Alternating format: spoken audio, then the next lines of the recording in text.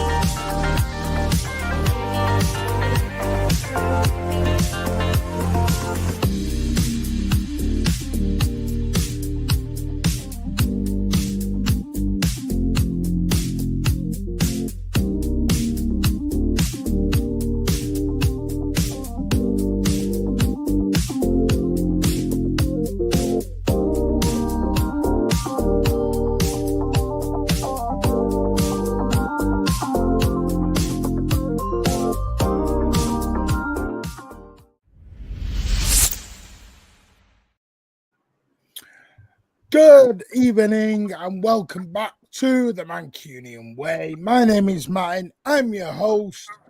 It's Thursday night, meaning Thursday night chat, and we're joined by an array of talents. You know us, eh? You know Pat. Total Sport is back with us as well. And so is some fraud up in the corner who claims he's a City fan. I'm starting to think he's a bit docu. I've seen myself, but never mind. Welcome, Pat.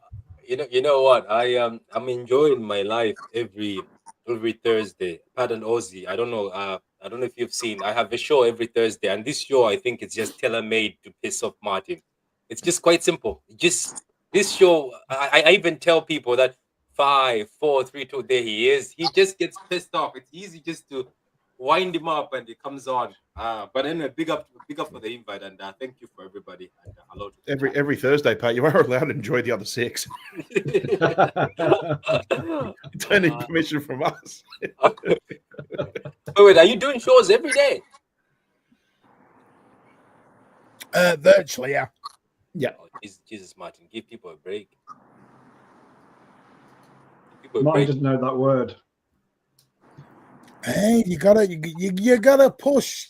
You gotta push. It's good. We were originally on 0-hour contracts, so that at least things are on the up. Yeah, they're gonna work for the money. By the way, good evening to everyone. As people know, I have probably lost my job in the last few weeks. Was confirmed this week. So yeah, I did tell the lads we were gonna try and make this a big thing now. Push it forward. Got to put food on the old table. Food on the table. Water bills, electricity bills, all me paying. No, we're not singing for your supper, Martin. That's for sure. I've got to say, my employees have been magnificent with me for the past 18 months. I can't fault them, and I won't go into where I work, but they've been fabulous, very supportive. They just got to a situation where they couldn't be as supportive anymore. As we know, a lot of things are now businesses. They make money, so I fully understand it. I do fully understand it. But I do thank them for everything that they've done. I've been there 11 years. So it was quite. I came out a bit upset midweek at the start of the week. Came out a bit upset, but things you do for your family. The things you do for your family. I can't leave my mum and dad in the lurch. You better get a statue, Martin. That's 11 years. That's a statue. That's statue years, you know. You better. I'm not getting a statue. I'm not getting a gold watch. I don't know what bloody everyone's on about. I told you to just kick you out the back door and see you later. You know, that's what's funny about work. I worked somewhere for a lot of years. It was the same. It was just I was so obviously I wasn't expecting anything, but I had this disappointment in my heart. Like, is that it? I was like, oh, my mom was right. You're just a number. I was like, I Yeah, can't. of course you are. It was just. I think the best I got was a hug from the owner. He said, "Thank you very much. We appreciate you. Sorry that you're leaving." I was like, good luck in your future endeavors. All right, cheers. Close the door behind you. Yeah, just turn that light off when you're getting out, please. Please bin off Patchkib who wears his minging cap. Whoa, what minging cap's this? I can't complain today because I've broken in my new cap, my Under Armour cap, ready for holiday. So yeah. Can I ask you a personal question in regards to your headwear, Martin? Because I think it's relatable. Do you buy Under Armour because they go up to XXL head size? Anyway, swiftly moving up. Well, you can take me out of the equation, but I'm only asking because it's relatable. I need XXL myself. No, I have XL. Okay. My head's LXL or XL XXL? No, XL. There's nothing wrong with a bit of Cranius Maximus, mate. Let me tell you. It's fine. What I have got to have, though, I can't have the snapbacks. I'm no good at snapbacks. My head's too big for a snapback. Yeah, the so same. I have to get a cap that has it a bit more. Yeah. The reason I have Under Armour is they're a bit more comfortable on your head. They are a bit more relaxed. Yeah. Pretty expensive, though. Expensive, though, aren't they? Yeah. Well, you're gonna afford them every day. If you do shows every day, every month, you'll be able to afford them. I will promise you now, there is no 100 men or one gorilla question coming out tonight. I'm not doing it. I don't know why this has become a trend this week. I blame Steve and the Big Six myself. Yeah. But it isn't happening. We're not doing the 100 men. Who threw the 100 Allens at us on Wednesday too? Because that split us in half. Oh, that was hilarious. But good afternoon, good morning, good evening, wherever you are in the world. It's lovely to see you all. We're happy you are with us. We're not talking it, but Marshy boy, I promise you we're not. But yeah, what we are going to kick off with, obviously, there's some results tonight. Brentford have beaten the Forest 2-0 in the Premier League at the City Ground as well. Oh, it was the City Ground full today. Apparently, Nottingham Forest are very good at seat counting now. I just want to check because Nottingham Forest have now become, professional seat counters. So can someone just tell me if the City Ground was full tonight? Never mind. Yes, we will. That is a plan signed 4 or 5. We'll do some transfer news, but big one we want to talk about is I know there's Wolves coming up as well. So we are going to talk about what the plan is tomorrow night for the protest, part 3, and everything else, because there is a protest tomorrow. And explain why if anyone wants to know, plus the Wolves game. But we'll kick it off because all I've heard for 2 months is Florian Wirtz or bust. Manchester City are going to end as a football club, as an entity, if Florian Wirtz does not join Manchester City. We have finished, everyone. We are off to the unknown. Yeah. Ozzy, I'm going to start with you. Where's this Wirtz or bust stuff come from? Seriously, where's it come from? I think it's slightly linked with Morgan Gibbs-White because that seems to be the add-on to this, if I'm honest. It does seem that it seems to be a lot of fans are kicking up a lot of fuss with this issue. And for me, I think, it's people are thinking that if we don't get Florian Wirtz, we're just going to get Morgan Gibbs-White and he will be the Kevin De Bruyne replacement. Now, for me, I just don't see that at all. I think Morgan Gibbs-White, for me, is more the Bernardo Silva replacement because he's the workhorse. He's the engine that you've said so many times, Martin, who's going to run up and down that pitch. Can he do a 10 role? Yes. But I just don't see that he will be the Kevin De Bruyne replacement because that's what this is. This is Wirtz, this is Bruyne, this is Xavi Simons. These are all the players we're being linked with right now are the Kevin De Bruyne replacement. But I think we still have to remember that we're not getting a Kevin De Bruyne replacement. you can't replace a player like Kevin De Bruyne. You know, we have to get the next player who's ultimately going to fit into the squad and become the next Kevin De Bruyne iteration. You know, that's what you hope for. That's what you try and plan for. But the whole Wirtz or bust is way too over the top. You know, we have to remember that as a club, we've never gone out there really and truly and spent big money on superstar players. With Haaland, he was slightly the exception, apart from his price tag. You know, some would argue Jack Grealish with his price tag, but again, you know, hindsight's a wonderful thing, but, you know, he was never that type of player who was going to come in and I never thought he was worth his price tag. I don't think anyone realistically thought he was worth his price tag. It's just what Villa said.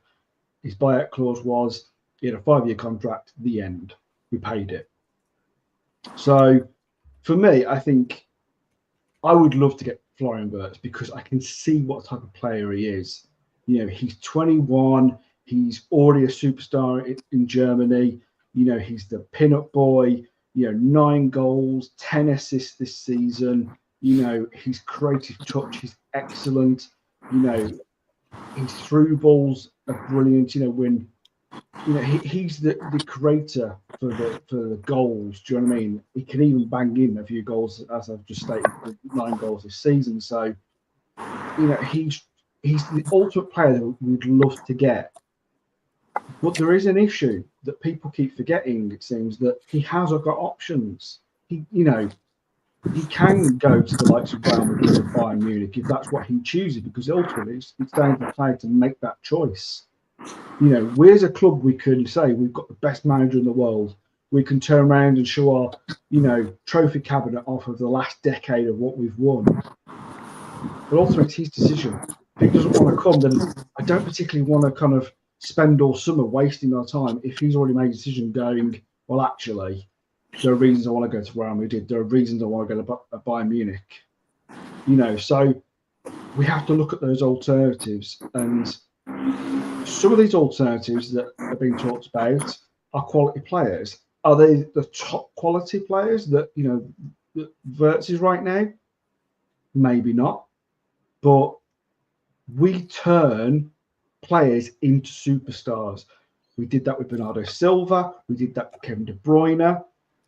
You know, we've done that with Rodri. We've done this so many times, and I just think fans need to be a little bit more patient, and they also need to be reminded sometimes of what we've done as a club, what the coach has done, what Pepper's done.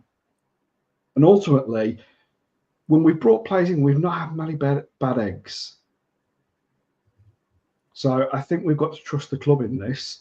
I just don't want, come the summer, that we waste too much time like we did with the likes of Bellingham and the likes of Rice, even though maybe Rice wasn't really an option. But definitely Bellingham. I don't want us to go through most of the summer chasing somebody ultimately maybe doesn't want to come. Pat? Oh, by the way, Yeah, big I up think- Adam for renewing for 3 months. You're a legend. Thank you. Yeah. No, I just think the panic stations set in because, you know, it's annoying because people don't want to use the whole Kevin De Bruyne replacement, yet they're quick to use those comparisons when we try to look for like in terms of a creative midfielder. But yeah, I think everybody believes that there's nobody, in the same way that there's nobody that will ever replace Kevin De Bruyne. Your mentality is just like, well, this is the next best thing. And I think while previous years we've looked at different positions and different, you know, midfielders and everything, and there always seems to be a plan B, plan C for certain things. I don't think there's much of a plan B really in terms of a creative midfielder. I still, after our chat on Wednesday, I still believe that there's even a possibility that we may even look in-house for all we know for next season. So I think just the whole overhyping, you know, so early before the transfer window started, just sort of just taking my mind off it a little bit, or just I've lost a little bit of interest in a way, because there's so many factors, so many underlying factors to try and get this guy through the door in the same way that it's going to be the same situation over at Bayern or at Madrid's right now. So I'm kind of just taking a bit of a back step and just waiting to see how things unfold. Certainly, some of the impatience of some of the fan base too just makes you not want to read up on it too much either. So I'm more focused on just getting these last 4 games in the cup final out of the way so we can punch our ticket to Europe again next year and things like that. So yeah, just the last few days I've just really gone off the boil a little bit with this whole Florian Wirtz thing, to be honest. So I don't know. We'll wait and see how things unfold at the moment. But yeah, look, I'm not going to complain if we do end up getting him. Of course not. But just the manner in which, fans want to go, certain fans want to go on about it. I'm just like, just let time take its course, and yeah, hopefully we can get this player over the line. If not, I'm sure there's other alternatives out there, and you never know, there might be better alternatives. Sorry, I need to say this. There's some breaking news that I'm just about to roll with. I'm just going to share it. So we're just going to have to stick the thing on. Just bear with me. Right, Sync update. This came out literally 10 minutes ago. There was a meeting this evening with the City Matters group. So, see, we're on the ball there. Breaking news.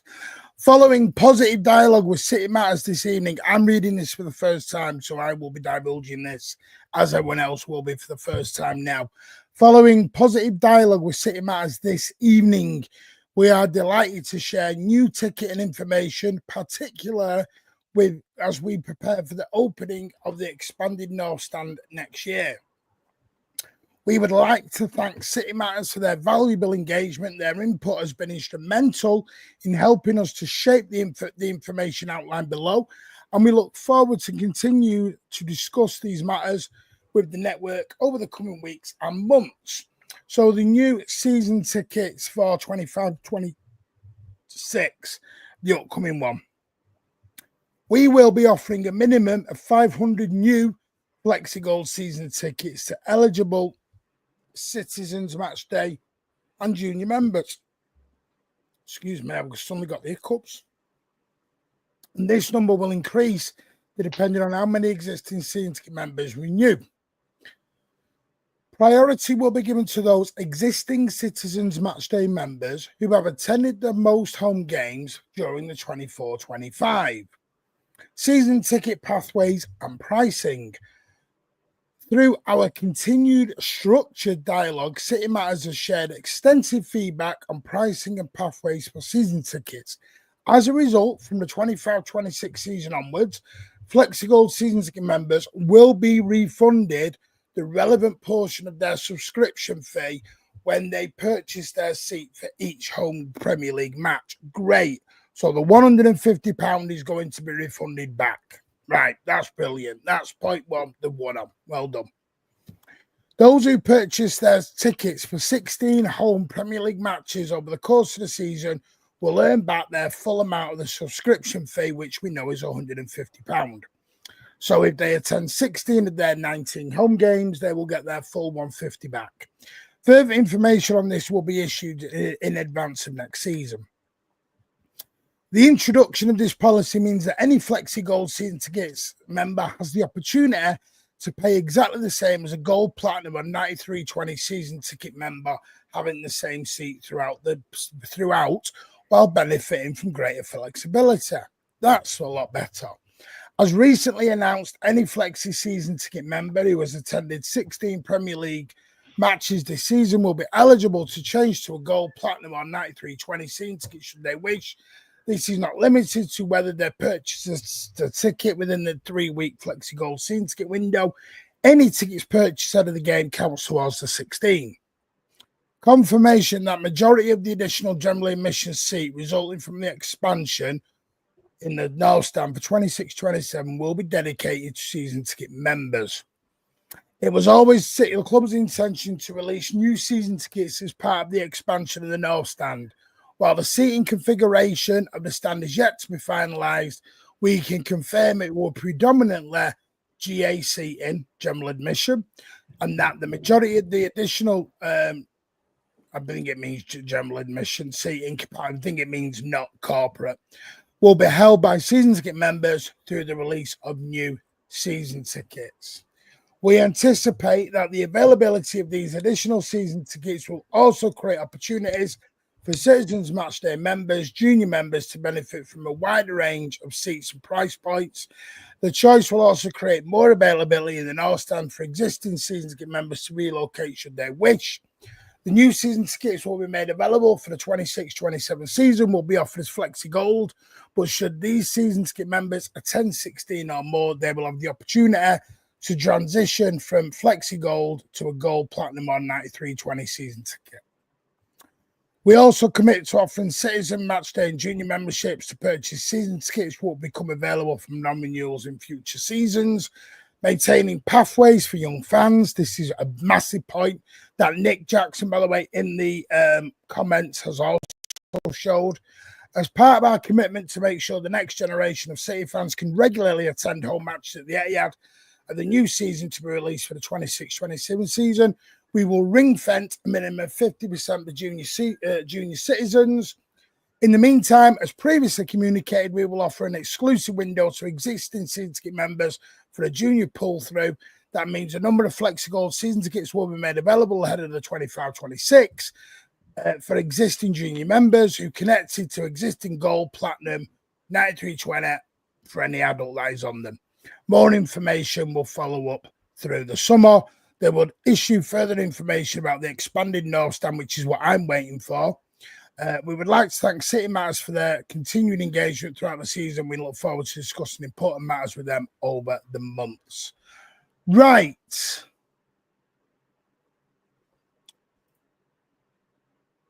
Cameron will be back in a minute. He's just gone to pray. He'll be back in a minute. Breaking news on it. Some very progressive sort of, not progressive, that's not exactly that word, but they've listened. They certainly have listened a lot more than what they have in previous. By the way, can I just say, Nick, if you want to jump on. Let me know. You want to jump in, Nick, because I know you're hard. And if you want to jump in and get your reaction on this, jump, mate. By all means, let me know. DM, man, I'll send you the link. Yeah, a lot of things to. They look like that. It just sounds like they've listened a bit, haven't they, Martin? Yeah, it's definitely more positive than. Yeah. 150 quid back for Flexies as well too is very, very good. It's a big step. I'll give them that. Big step. Yeah. I don't know why they keep calling Flexi Gold. It's not Flexi Gold. Is not a season ticket, by the way. It's a membership. I wish they'd stop calling it a Flexi Gold season ticket. It's not a season ticket. Yep. Yeah. It's a step in the right direction. It's that, and I think I think what has possibly made the difference is the demonstrations, because it hasn't looked good for City. There has been a marked kind of with the fans taking not to their seats, and with the fans protesting outside the stadium before games, the impact has definitely been there. It's been in the media, and this is something that the owners do not want. They don't want visible signs that City fans are not happy, because it's bad publicity, which doesn't serve them well at all. So I think everyone who has made an effort, who's said something, done something, it all goes a long way. And this is why protests do matter, and why free speech does matter. And I'm so happy that everyone who's made a difference can feel today that actually their voice has been heard. So yeah, congrats to everybody, honestly. Pat. Nick, I have sent you the link if you want to jump in, mate. Wait, is that Pat as in me? Yeah, you. Come on. Sorry, Patrick, mate. You've earned 2 syllables. Yeah, because I was wondering. I was like, at first when he says Pat, now this is good, because I've been looking at the fights. I think I've been watching every show that Steve has been doing. I think you did one yourself. interviewing people, and I also looked at the other podcast where they were talking about it, and I was like, this is going a bit messy, because I was like, years ago, I remember most of the City fans who are local, they used to say the club is doing a lot and the relationship is good, but it's getting sour at the point where my friend asked me, said, what's happening with City and the fans? At the point where you're doing a protest, like at first, obviously he was trying to banter. He was saying, "Are you guys not grateful what these owners have done?" I was like, then he said, "You know what? On a real, I went and dug up. I see what they're doing. It looks like they're going towards favoring most of the tourists. They're going towards this path." He says, "Yes, I understand why people are angry. So it's good that there's a bit of, how can you say this again? You're going towards the right way. I'm pretty sure this is not the end product. I'm pretty sure there's more that has to be asked, because I'm pretty sure everybody got pissed off with that guy who was cutting hair at the Etihad, even though people claim it was me. It's not me. I look no one like that lad who was cutting hair at the Etihad. But Martin, this is good news. And asking, does this mean, because you haven't got to the end of it, you're still going to protest, isn't it? That's from my understanding is the plan is still to protest tomorrow. I don't know if that will change. We'll see. We'll see. It's a start. It's very good news. But then now what they've got to do is continue it. Now the big thing is there was something that I will just point out. Sorry, and we've come way up, but obviously when the news breaks, we will react to it straight away. That's what we'll always do here on the channel for you. I'm just going to share this. That was done earlier. Can I ask Martin though? Why was it taking them this long? Why did it have to get here? You get my point. Like where? This is the bit I'm going to come to in a minute, pal. Yeah. True City fan. I'll call you Patrick. This obviously on Solid Citizen. This is the sad part that's come out tonight. Hello, I had a wheelchair space in the South Stand and my PA sits next to me. I have missed 6 Premier League games this season, and last week got an email telling me my season ticket has been rescinded. And if I want to continue watching City, I will have to get a flexi season ticket. It's impossible to know in advance if we will make it to the match or not. I've actually returned home a couple of times this season because of last-minute medical issues. Once when I was just outside the stadium. I've been going to the City games since 1955 with his father, their father, the grandfather, also watching City from starting at Hyde Road to Main Road. I got ill 6 years ago. Since then, I've been allocated a disabled place, same as me. Well, I'm not in a wheelchair, but I have a disabled ticket and I have a PA season ticket as well. I'm in all 3 cup schemes and I've maybe missed 1 cup game this season. I was at Wembley on Sunday, Paris to the PSG. Nobody is interested in buying a wheelchair space on the reselling scheme that City operate. I can't believe City are treating a severely disabled lifelong fan like me in such cavalier manner. I've sent an email and I'm waiting a response. So far, I've not received it. They've spoken to Howard Cohen, who is a disabled fan rep on the City Matters group, about it at Wembley on Sunday. Hopefully, he can get City to change their mean-spirited policy. Sorry to go on, but I'm very upset and more than a little angry. And then there's a lot of, not very nice comments from everyone on there. But that was before. We don't know what's going to happen now in terms of, let me just stop sharing, in terms of that moving forward. So there are still things to look at, but it's a start. Give it that. Martin, I mean, there was a lot there, so I do apologise if I missed that, but I didn't really hear a lot about the disabled kind of seatings. Basically, they missed 6 home games this season, and they've been told they've had the season ticket rescinded. No, I don't mean that. I mean, like, in that statement you just read, I didn't hear a lot. Kind of there wasn't anything in that. Yeah, that's what people got to dig down into. This is the nuts and crannies. This is what people need to ask, I suppose. Yeah, and I think those things need to be Harry Briggs, as you all know, come on this show and said this. He can't shift his wheelchair. Because who's going to buy, unless you need a wheelchair and you're disabled, who's going to buy that off you? Yeah. That's the problem. It's just something that City need to address, and they need to address soon, hopefully. But I don't want to do all negative. Big up to the club. They've listened. And I want to say big up to the club, big up to 1894, big up to Nick, Dante, and all the gang that are on there, to Harry, who's been pushing this, to Luke, Nick, sorry, MCFC Food Bank, top geezer. Really got to know some genuine people through all this, through Nick Jackson, top blue, nice bloke, from Nick to Dante, who was salt of the earth people. Salt of the earth human beings, not just blue human beings. And it was a pleasure, and I will continue to stand with you, gentlemen and ladies, in this fight for our club. But big up. Yeah, definitely. A lot more positives than negatives from this. So yeah, and that's what it's a big step forward. I'm one of these. When the club do something, when they put it right, they put it right. And so it's not fully right, but it says massive step forward. Definitely. And it's good that they're going to refund this £150 now. That's good. Yeah, that's really good. I mean, someone who where a flexi gold suits them, that's just £150 that they can just keep recurring every single year. You put 150 in there, and it could sit there. You could basically have it sit there for years on end. Yeah, it's. But yeah, so big up. I will say, I know there's loads of people. There's 230 of you in here. Big up, by the way. I don't know if we had a raid. Because someone tell me if we had a raid. I don't know if we have, because they don't come up on here.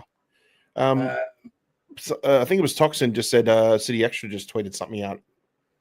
I don't know what it is. I don't have X, obviously. I don't know. My God, this is moving forward quick. Right, breaking. Right, yeah, the Chicago Fire are favourites to sign Kevin De Bruyne this season. And the boss said the statement is it was always the club's intention to release new season tickets in the North Stand. Well, yeah, of course they are going to say that one. Yeah. They are going to say that one. That's the one I'm not sure about, because that's something we'll never prove. We'll never prove that. But yeah, no. So I don't know what happens tomorrow now. We'll say that. Does that mean we can sell Wembley out now? Listen, we'll sell Wembley out for the final.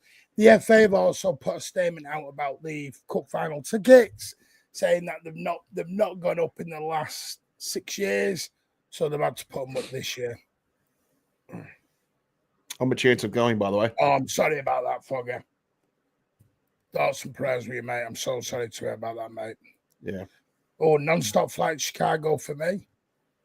Yeah, I hopefully we do sell Wembley out this time. Martin Platinum, £50 is another one. Listen, it's very hard for me to have a go at the Platinum, Andrew, because I still do it. I've just renewed Platinum, so I can't sit and moan about it when I'm doing it. It's very hypocritical of me to do that, because I have, and like you said, I still do it. It's hard because you do still do it because you want to get the points, even though, yeah, 500 out of 8,000 is not enough. We'll see. Let's have a look. Big up 1894. Well done, lads. You are amazing. Yeah, big up 1894.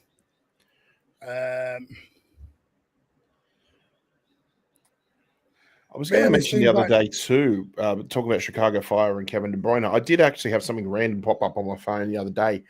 Don't know who the news outlet was, but they was talking about the possibility of KDB going to Japan, and I thought, bit of a stretch that Japan. And then I had a look at Iniesta's wages on his last contract when he was at Vissel Kobe.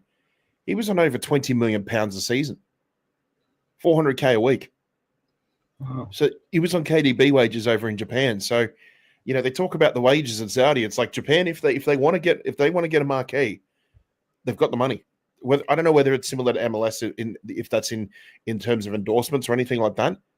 But if Japan wanted to have a say on getting a big marquee signing come through, they could do it. I still think I don't know if you'd ever have his heart set on Japan, but I tell you what, like you look anything KDB does now in terms of his career, I look at it almost from what was. I think it's more along the lines of what does the family want to do as much as what he wants to do. Yeah, and Japan would be a great place for them. I know that they get treated like absolute royalty over there. So, I don't think he'll go there, but it's not a bad alternative. The thing I've always thought as well with Kevin De Bruyne leaving, because there's still been questions about him leaving. Is it the right decision? Other Premier League clubs, like Villa have been muted as well. And I just think realistically, I think City have probably just bit the bullet. Do you know what I mean? They've just gone, this is the right time. We've now made this decision. It's a hard one, but ultimately, I think you have to just look at the way that he has declined. And I just think, realistically, I don't think any top club, whether that's Premier League or in Europe, are really going to risk, as they've seen the decline of Kevin De Bruyne, giving him that kind of wage packet with him not maybe possibility of playing as many games as they'd like, or even Kevin De Bruyne would love to make. And I think that's a big thing for Kevin De Bruyne, is that I think up here, I think he still thinks he can definitely do it at the top level. I have no doubt about that. And I think if he was a type of player like someone like Modric, who, has played for Real Madrid, what is he now, 38? 38, 39. But Yeah. the thing, what's helped his they're two different longevity is players, he's though, playing the right Pat. games at the right time. He's not he's not overdoing it. Yeah, but that's the thing, isn't it? Like he comes on when he needs to. He also plays a very different type of game for Kevin De Bruyne. Kevin De Bruyne was always someone who used his pace and being physical on the pitch. Modric doesn't do that. So you talk about two different players. For Kevin De Bruyne to slow down to learn that way of playing, I just don't think up here he could do it. Just because I think he just wants to be the way he was a few seasons ago. Do you know what I mean? And I think City will just have to look at it and go, we can't do that. We can't just wait for you. We can't just, as a team, wait for you to maybe catch up or slow down or the way you look at it. So I think ultimately the right decision has been made, and it's sad to say because I totally agree with you, mate. I think it's an executive decision made by the club, and while yes, it is a brave decision. I think regardless, it may not be next season, it might be the season after. I think we'll eventually look at it and go, yeah, I think they did it at the right time. Yeah. Right, let's get back to the old merch, because obviously the thing is, by the way, thank you, Tone, so much for that, mate. Appreciate that. Man City Tone, or Mancunian Way Tone now. Evening smash the like, empty seats FC, off to Wembley. We are off to Wembley. We are. Hopefully, I'm hearing a rumour there will be a criteria out tomorrow. So we should hear the criteria for the Bournemouth game's now been decided. That's now going to be played on Tuesday. Let me get the exact date, 17th, 18th, 20th of May. It's going to be on the 20th. So yeah, Tuesday the 20th of May, 8 p.m. kickoff against Bournemouth. So the Bournemouth game has now been rearranged. If I can clear schedule, I might be for that one. I might be there for that one too. So there you go. That will be KDB's last home game at the Etihad, Tuesday, the 20th of May, 2025. The cup final should be out tomorrow. Regarding now, obviously Sam Lee did come out with a comment today. That's City Art. Now the exact line was, if I can just find it, was City are looking to buy talent on the same level of what they've got now, like your KDBs and all them, but they want them on lesser wages than what the others are earning right now. I think City are trying to cut some of the wage bill down. I think isn't Martin? Well, I mean, the only thing I say to that, Aussie, is, and I mentioned this on Dap Show a few days ago, was I think the reason why, one, because we're trying to go for lower wages for new signings, is one, because of the current squad that we have. When you think about the wages of three that stand out the most: John Stones, Bernardo Silva, Jack Grealish. The wages that they're receiving for the game time that they're playing, it doesn't quite add up. So for that reason, if we're not able to sell them, then we have to sort of go for lower wages for new signings. Now, what we usually do is when we sign players, what do we normally do? We've seen it with Ruben Diaz, we've seen it with Laporte, we saw it with Kevin De Bruyne in his early City career as well too. We offer them a sort of not run of the mill, but a sort of maybe like a good contract, maybe 150k, 200k, and if they impress in their first season or season and a half, we bring them back in, wipe the contract. Here's your new contract. You're on double your wages, because we've incentivized your performances basically so that you can come back to us in 18 months. We can look at giving you a contract. If we were to sign these players, say, for example, like a Florian Wirtz or something along those lines, we could offer him a quarter million a week now. But if he does another season or two and he performs and he's really impressive, then once that wage bill comes down from Jack Grealish, Bernardo Silva, John Stones, just to name a few, comes off, then that frees up wage bill to offer new contracts to your current players that are performing for the club. So I think it's just a case of just when one comes in, the other one, just wait for the others to gradually filter out before they contribute more to the wage bill based on their performances. I think it's just it's sort of a one in, one out, but it's like a slow betting in sort of process financially, as much as we talk about betting in new players when they come to the club in terms of how they play under Pep and things like that. There's also a back office as a financial side of it as well. So I just think right now that they're looking for lower wage bills until others come off. Before then, they could start upping their wage bill again for the new signings in the near future. Just need to do these very quickly. Mark Harris, you generous person, you, with the gifting of the 5 channel memberships. Big up yourself, Mark. Thank you so much. We had Adam earlier on in 3 months, and Simon Clark has done his 15th month. Thank you very much, mate. Appreciate that. You are a legend, sir, and you know what that means, people. Somebody's a happy boy.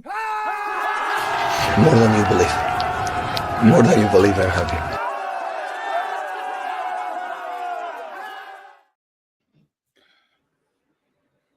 I think tomorrow, Ali. Patrick. Oh, me. Oh, it's me. Yeah. I've got to disappear. I've got to go and ring my mum and dad for 10 minutes. I will be back. So there'll be no comments on screen, but I will get back to them. I do promise you. So I'll keep an eye on them, mate. You're right. I'll keep an eye on them. So I do apologise. I will be back. Keep smashing that like. And football will be back here in a minute. Not football. Total Sports will be back as well. Yeah, so I totally agree with your point, Pat. I do think that that is the way City have behaved with previous contracts with players. They've also put in a lot of incentives as well, a lot of bonuses that go on top of that. Like Champions League and Premier League and all those things only add to the contract situations as well for these players coming in on the wages. I do think, though, from Sam Lee, it's kind of a bit of most Premier League clubs want to bring down their wage. Look at what Chelsea have done with their wages. Like Cole Palmer's on a fraction probably of what someone like Phil Foden is currently on, and his contract length, though, is 9 years. Do you know what I mean? So that's the way Chelsea are currently doing it. Now, I don't think currently City are planning to do something like that. But I think most clubs in the Premier League want to reduce. There's been talk for how many years now that at some point there's got to be a cap, there's got to be a spending limit, because these wages can't keep going up and up and up, because rules like PSR are kind of affecting these things.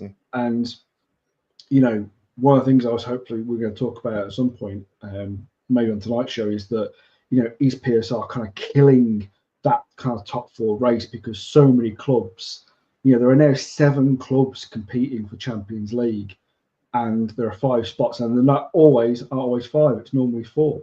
Yeah. So I think, when it comes to bringing in players, you've got to be smart. City have got to be smart about this. And this is why I do think, there's going to be a number of exits this summer.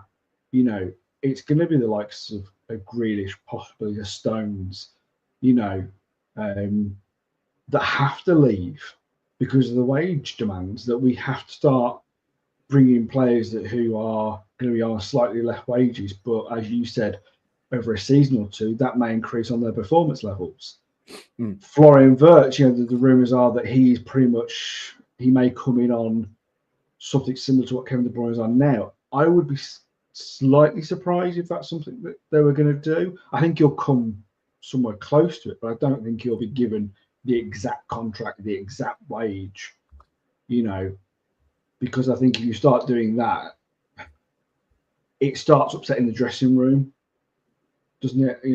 With players suddenly coming in, they're suddenly paid, these big wages, and what have they done to earn it? Yeah, they may have done it in another league and for another club, but that's also why we don't usually give those wages straight once they put pen to paper either.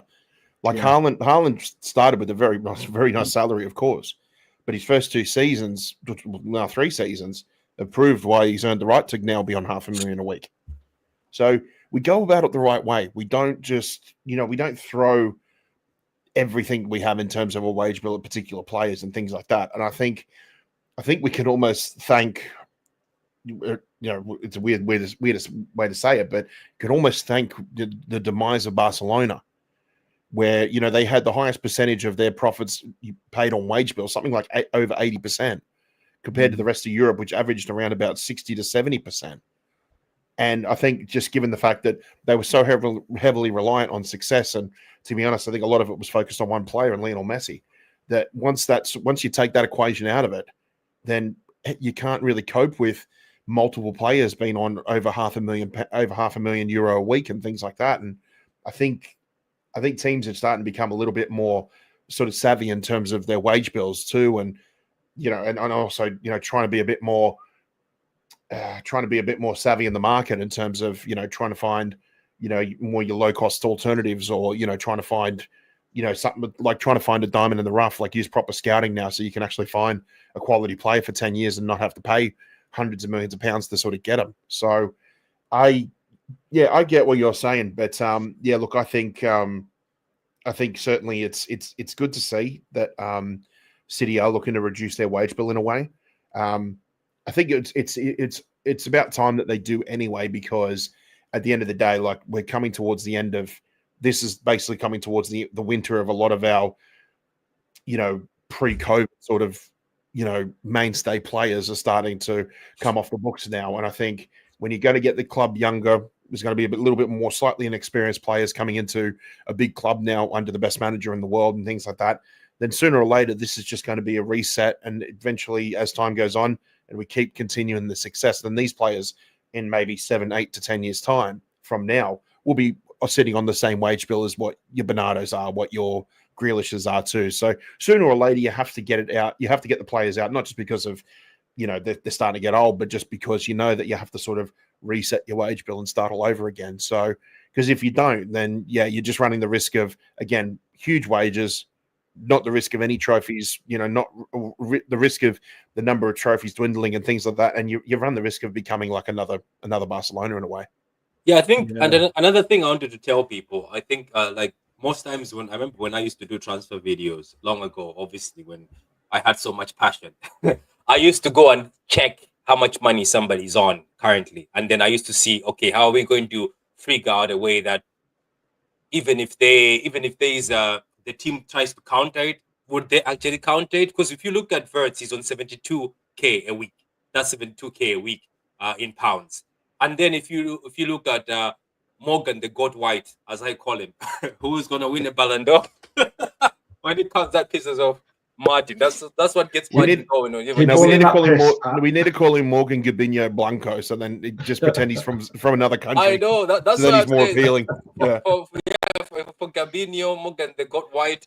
But anyway, Blanco, because that's what. Blanco. So it looked like he's on 80k at Nottingham Forest. So what I'm trying to say is, I think City will pull this off, because I don't think Morgan Gibbs White will come in and we start offering him Jack Grealish wages. I think we've learned our lesson, because that Jack Grealish thing, if you notice, it was also the start of most.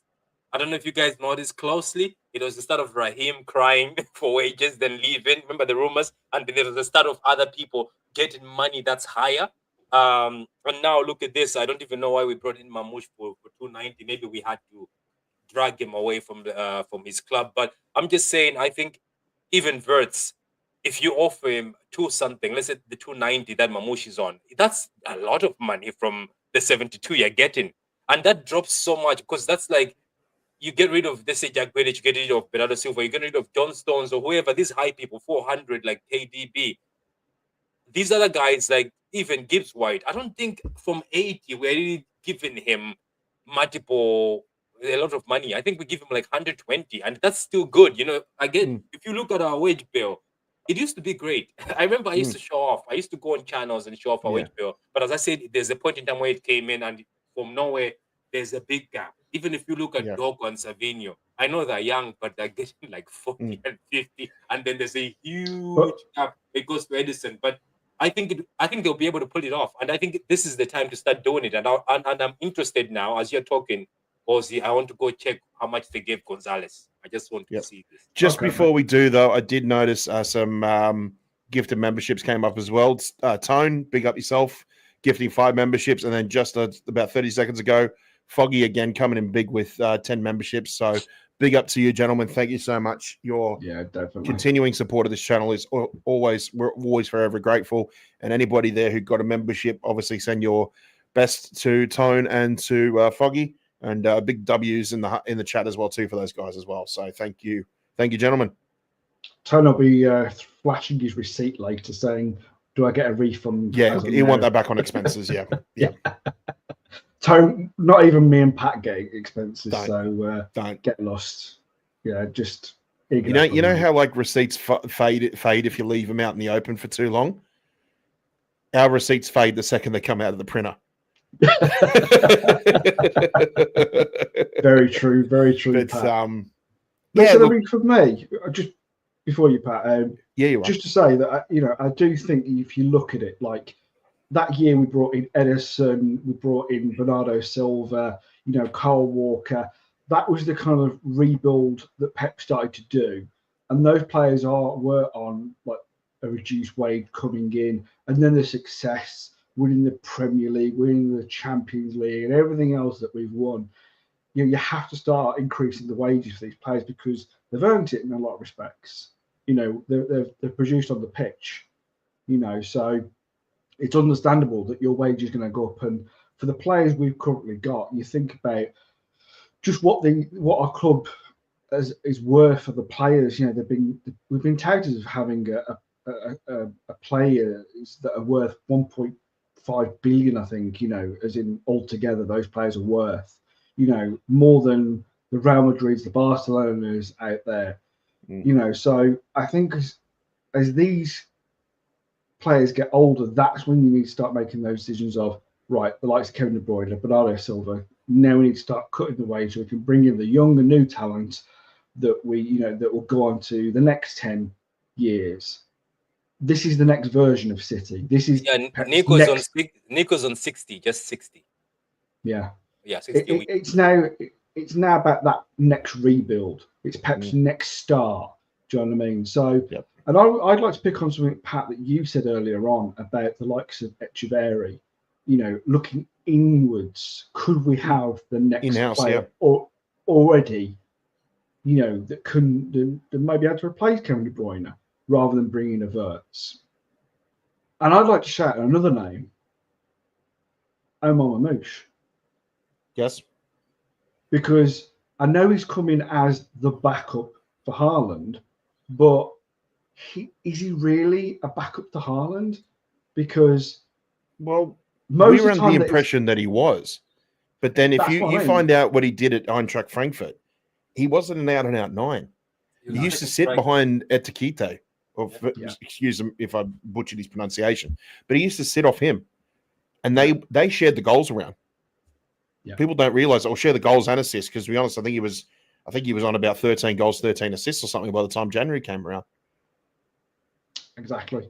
Yeah. And this is why I'm saying this, because could he be the Kevin De Bruyne replacement going forward? Not really. I don't think so.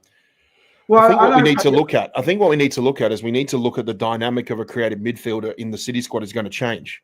Because as far as we know, there's no other midfielders in the world right now that come close to what Kevin De Bruyne offered you as a creative midfielder.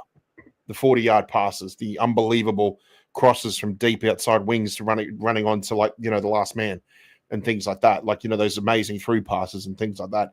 We just don't really have, as far as I know, there's no real, unless Hugo Viana is scouting the next 18-year-old sensation out of South America. We don't know. We don't know if anybody's ever going to come close to that. So what we need to look at is how is the dynamic going to change now? Are we going to be looking at midfielders now who are better in pockets? Are we looking for more midfielders that can break down a low block and things like that? Because I think once we figure out what our formation is going to be, then the low block's going to come back even more now against opposing teams.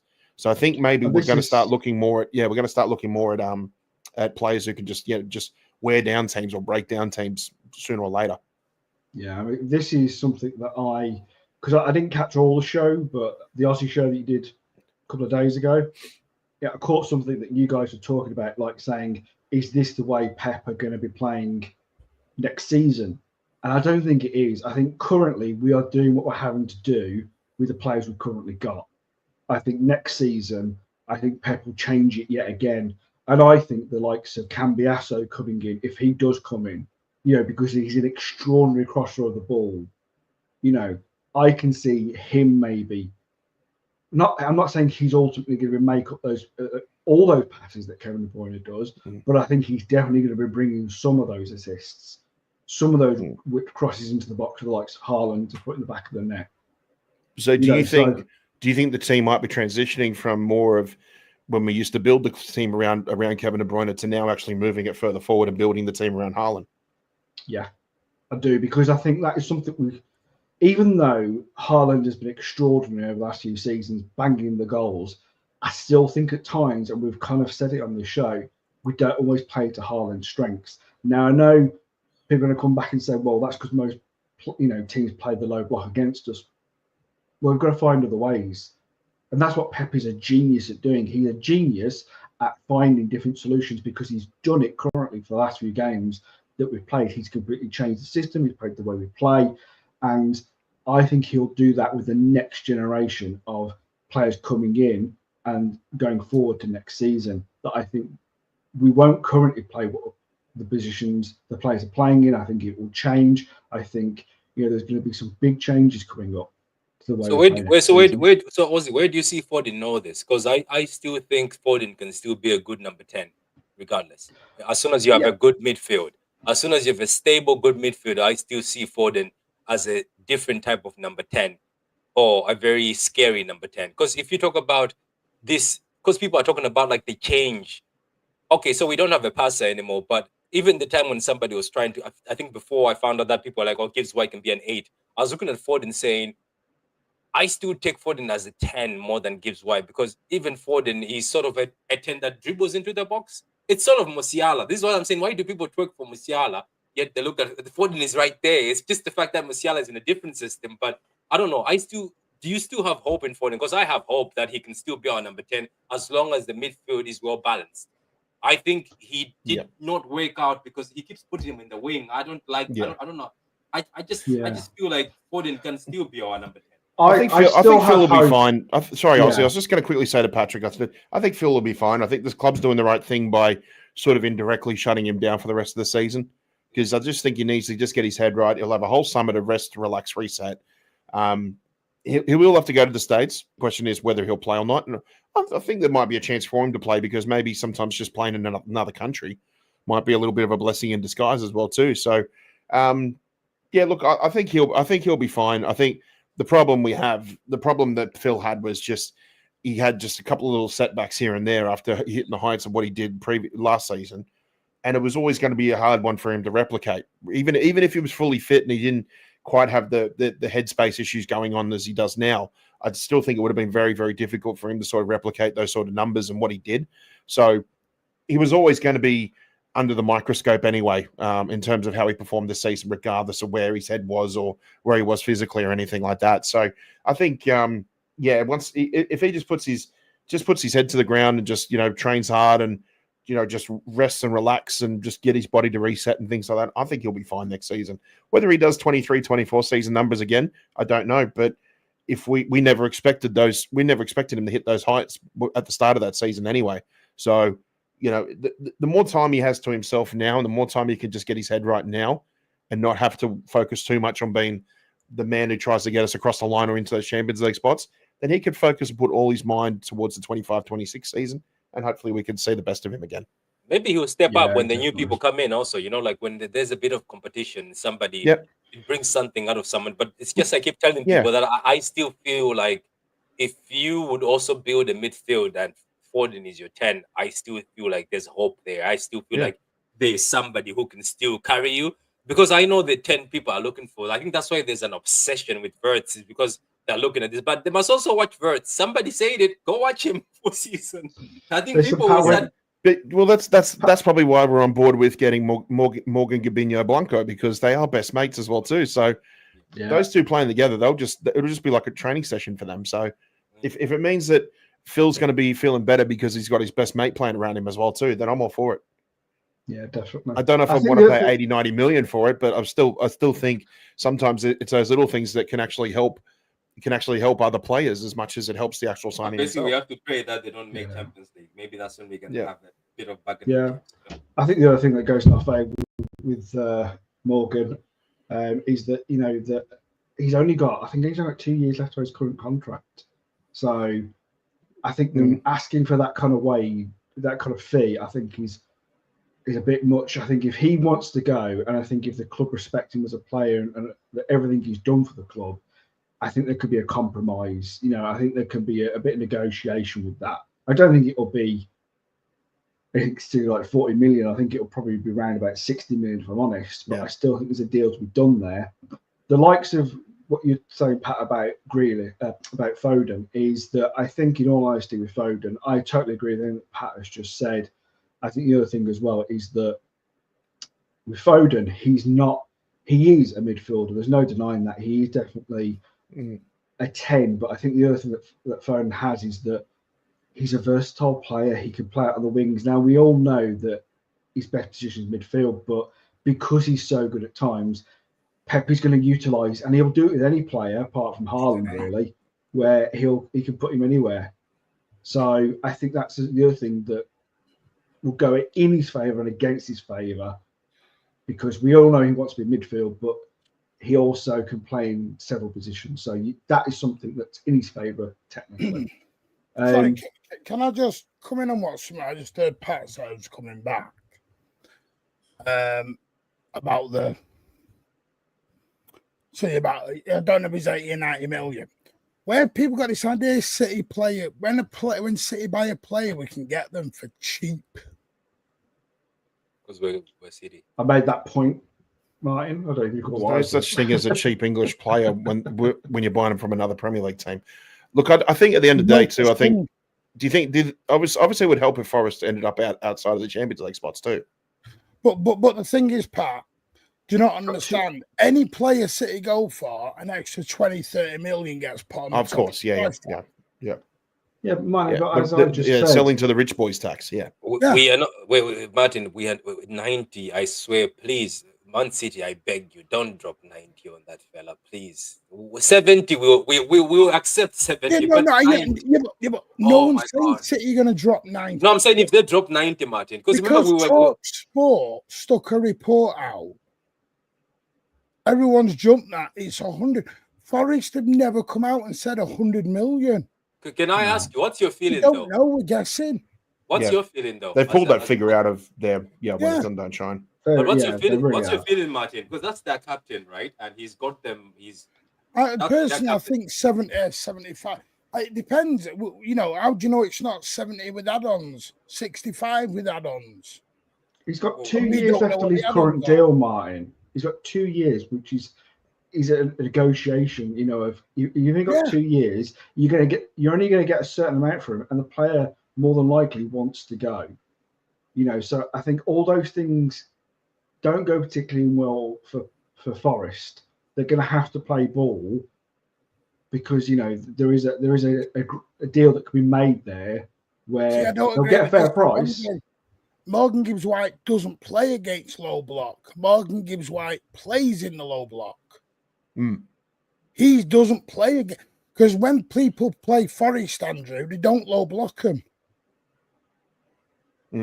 Morgan Gibbs White. Look at Brentford today. The reason why Brentford won was because they gave Forest the ball. Forest didn't know what to do with it. Morgan Gibbs White has 5 goals, 9 assists in the Premier League in a side with one of the lowest possessions of any team in the league. I mean, like I said, think of what those numbers would be if he was playing in a heavy possession side like City. My point is, we're judging on one game, 2 games. It's like, you know, if you could watch a game, it's like it's the opposite way around. People watch Echeverri in the under-20s and they turn around and they go, oh, he's a worlder. Like, exactly. Point in question a pad up there. He's had a worlder. But the thing is, Martin, is that we're still talking about Gibbs White as being that creative player to replace Kevin De Bruyne, and that is just not why City are looking at him. You know, they're looking at him for various reasons that we've talked about. You know, and for me, he's that type of player that is more likely to place Bernardo Silva than he is like as a creative Kevin De Bruyne replacement. That is because if we look at Bernardo Silva, how does he create the goals? Does he get the goals? I mean, what are his highest numbers? I don't think he even gets to double figures. So when we're not talking, for me, we shouldn't be talking about Gibbs White in the same category as a Kevin De Bruyne replacement. This tag has been added on, and I think we need to come away from that tag because it's not helping us. It's making this debate even more furious because people are lynching onto it. Echeverri cleared Gibbs White. Why? You've never seen Echeverri in the Premier League. That's right. You're right. You've never seen him in Europe. So you're guessing. Stop it. That's good. Stop it. You're guessing. I have supporters. I'm so happy. Yeah, but they're guessing. He's never kicked a ball in the Premier League. He's never kicked a ball in Europe.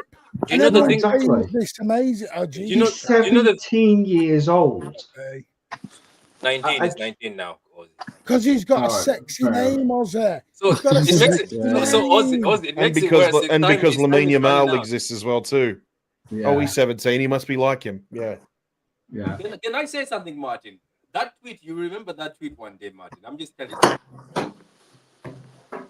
But anyway, I wanted to say about Pep. I'm like, knowing Pep and how crazy he is, we are here talking about Gibbs White as a number 10, as an 8. Doesn't anybody have this other feeling that if Jack Grealish leaves, we will see Gibbs White in the wing? Am I the only one who keeps thinking about that? I sat there the other day and thought about it. I was like, this looks like a guy Pep would take and put him in the wing. Can you not see that? Just the way he did Grealish, where we thought Grealish is coming in as a number 10 or coming to play in midfield, boom, he puts him in the wing. Because Gibbs White, for the fact that he can track back, for the fact that he can do a lot of things, and even let me give another example I gave today when I was doing the show.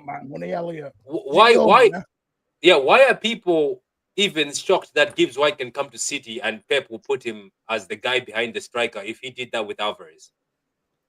You get it? Do you remember Alvarez? He put Alvarez there. What was Alvarez doing? Exactly like Gibbs White. He had the legs. He didn't have a very good first touch. Alvarez was creative a bit. What if that's what Pep is looking to build towards? As Pat said, maybe things are changing. And what if people get disappointed that, oh, it's Gibbs White behind the striker, but that's what Pep wants to do. Wants to get somebody who's like that. I'm just saying, this summer, as Martin told me on my show, some people will be disappointed. When Wirtz doesn't walk in and Grealish hands the number 10 to Gibbs White, I'll be laughing in the background. I'll be so happy. Could I just say on? I mean, I just want to touch on the point about the whole potential system change. Yeah. That we need to see where we're going with that before we can start considering who's coming in and who's not coming in. Because, again, I'm sure I've mentioned this before with Mamouche, we still don't know where he's going to play. He may be deployed as that 10. Foden's still in that equation. So there's a lot of things at play. I like what you just mentioned there, Patrick, about the whole Gibbs White playing as a winger, because he has got that sort of skill set as well. I think the biggest issue we've got with the Gibbs White thing is not necessarily that he isn't capable, because he is a talented player, of course. He's English. It's simple. It's because he's English.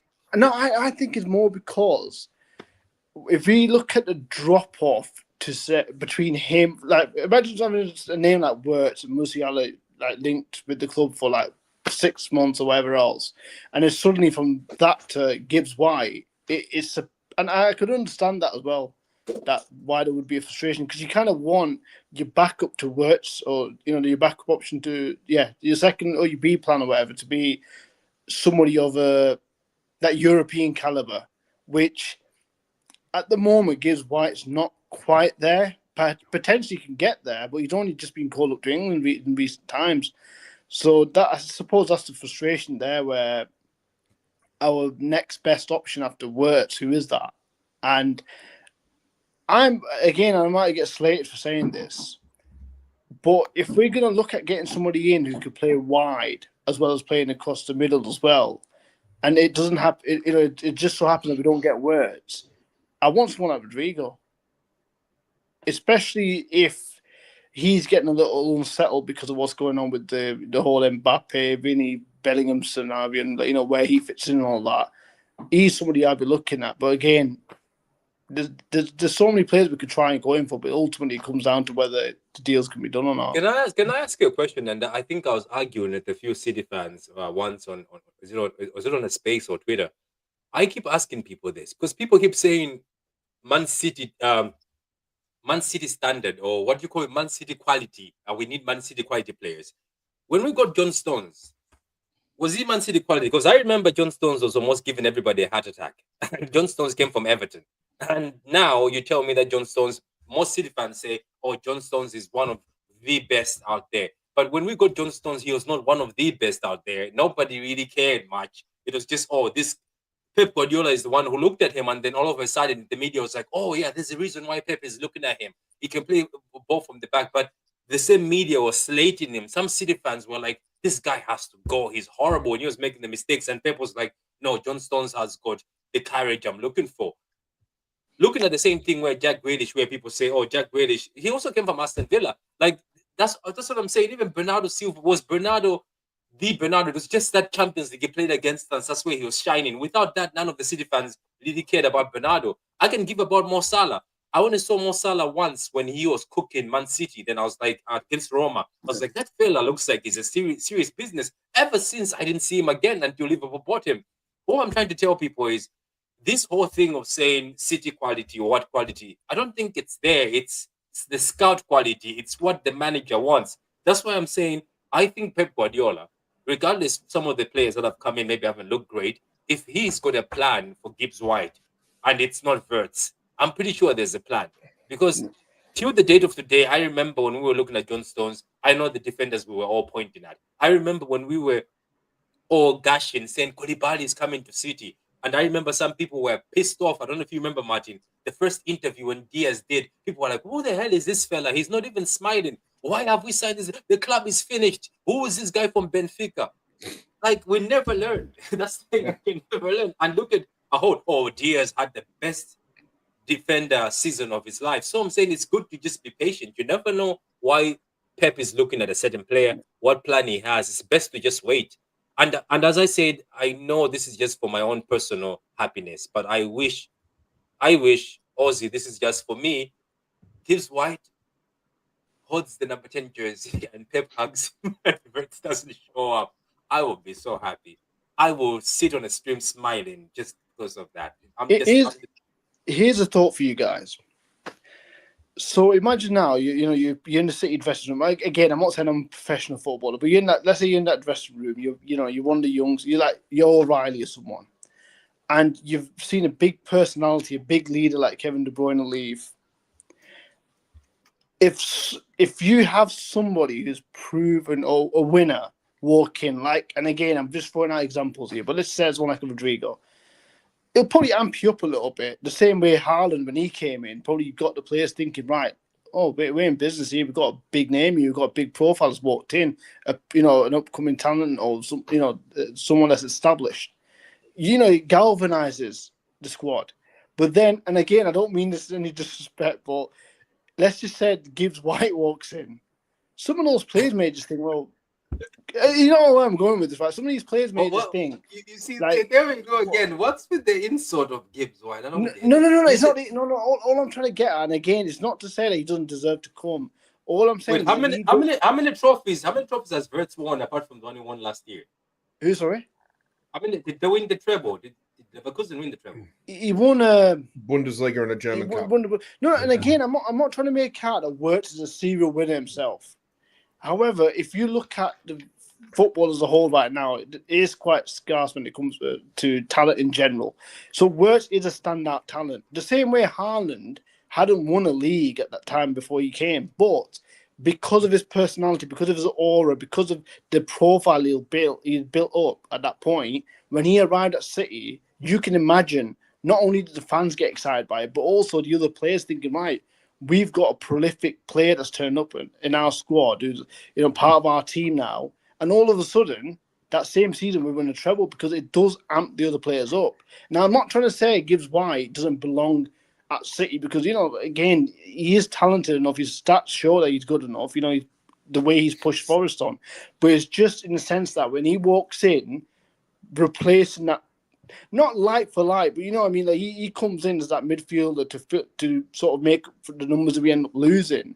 Does he have that impact on the other players around him to say, all right, we've got Gibbs White here, we're going to go win another Champions League or something, another treble. Again, no, stop that. Trebles are not something you do every year. Can we stop this? This is what we're doing. We're trying to get back to treble again. Well, joke's on you, Martin, because if Barcelona and PSG make the Champions League final, then you're guaranteed a treble. No, I get that, but my point is, in England, there is 2 teams that have done trebles in over 30 years in England. Mm. What is this thing of we go back to? It really scares me when a treble becomes the end goal of where we're getting to now. It scares me that. Fans have got too much. That's your fault for being. That's your fault. No, I do genuinely think. I think some have got used. Yeah, wasn't it treble father? It's your. You were the treble father, and now you're paying child support. Yeah. But it's not an every year thing. I was watching a show earlier today, and someone was asking, "Would you be all right with just a Premier or a Champions League?" I'm like, what am I listening to here? Or, we should be getting 2 or 3 of them. It's like, I don't know. Was it sports? Was he saying it? No, I seriously do think. I think the treble has gone to people's heads. I think it has. You called yourself treble father, isn't that the treble country? Yeah, but it was a one thing. But a treble is not something you do year in, year out. Yeah, it's impossible. But isn't it what you aim for? But isn't it what you aim for? The level that we're at now. No club sat there going trebles and quads as if that's standards, then you're failing every year. Then unless you're failing every year, then Cameron. If you're putting trebles, I'm not suggesting that. Oh, right, if you don't win a treble, it's failure. What I'm trying to get at is, though, ultimately, the top teams, the Madrids, the Barças, Bayerns, and all. Real Madrid never won a treble. Yeah, but what we're trying to do, though, we're trying to compete on all fronts, aren't we? Ultimately, we're trying to do our utmost to try and win every trophy. Whether that happens or not, I mean, it's very difficult to do. But isn't that what the aim is, to try and compete at the highest level for every one of those trophies? You know what? I even have an answer for you. When Kyle Walker walked in the City dressing room with his 0 trophies at Spurs, would you ever know Kyle Walker be one of the best right backs? That's what I'm saying. This doesn't matter where somebody's coming with an aura or anything. No, I get your point, but I'm not suggesting every single player in the squad has to be a superstar, because again, then you end up with a PSG project, which absolutely. So what are you looking for? You're looking for. No. All I'm saying is there's certain position. I mean, you do need to have at least 1 or 2 players that in your squad where they are on that level. Yeah, but we have Rodri. We have Rodri so far. We've got Haaland. I would put Ford in there, but you're losing one. You're losing one as well in De Bruyne. So that's what I'm saying. Where you do need somebody that's going to come in, whether it's in De Bruyne's position or not. You do need another player coming in who is of that caliber. Right. So you telling me Arsenal standards are low because they're aiming to win the league or the Champions League, nothing else. Their standards low because they're not saying trebles. No, but I'm not suggesting we have to go and win a treble. All I'm saying, the aim should be to compete on all fronts. Which is what but then where's the compete level? Because then you're going to go into debate of semi-final, quarter-final. But where are we at competing then? What's classed as competing? For me, I'd say you want to be aiming to be at least in the quarterfinals at the Champions League, pretty much every season, because especially given the level of squads that we've had and whatever else. In terms of the Premier League, again, it is getting more and more competitive, but you want to be winning at least one out of every two. I don't think that's too much to ask for, is that? Right, so every year we've got to win the Premier League or I would like to think so. I like to think that's the level we're at now. Okay, fine. It's your opinion. I don't know what Arsenal, Liverpool, Real Madrid, Barcelona, and everyone else are aiming at then. We're past that point where Arsenal, Liverpool. Oh, we're past that point. Okay, definitely. Okay. Liverpool's a different matter. Arsenal, come on, like we're beyond that. We're beyond that. Come on. For Arsenal, the team is, yeah. So go on.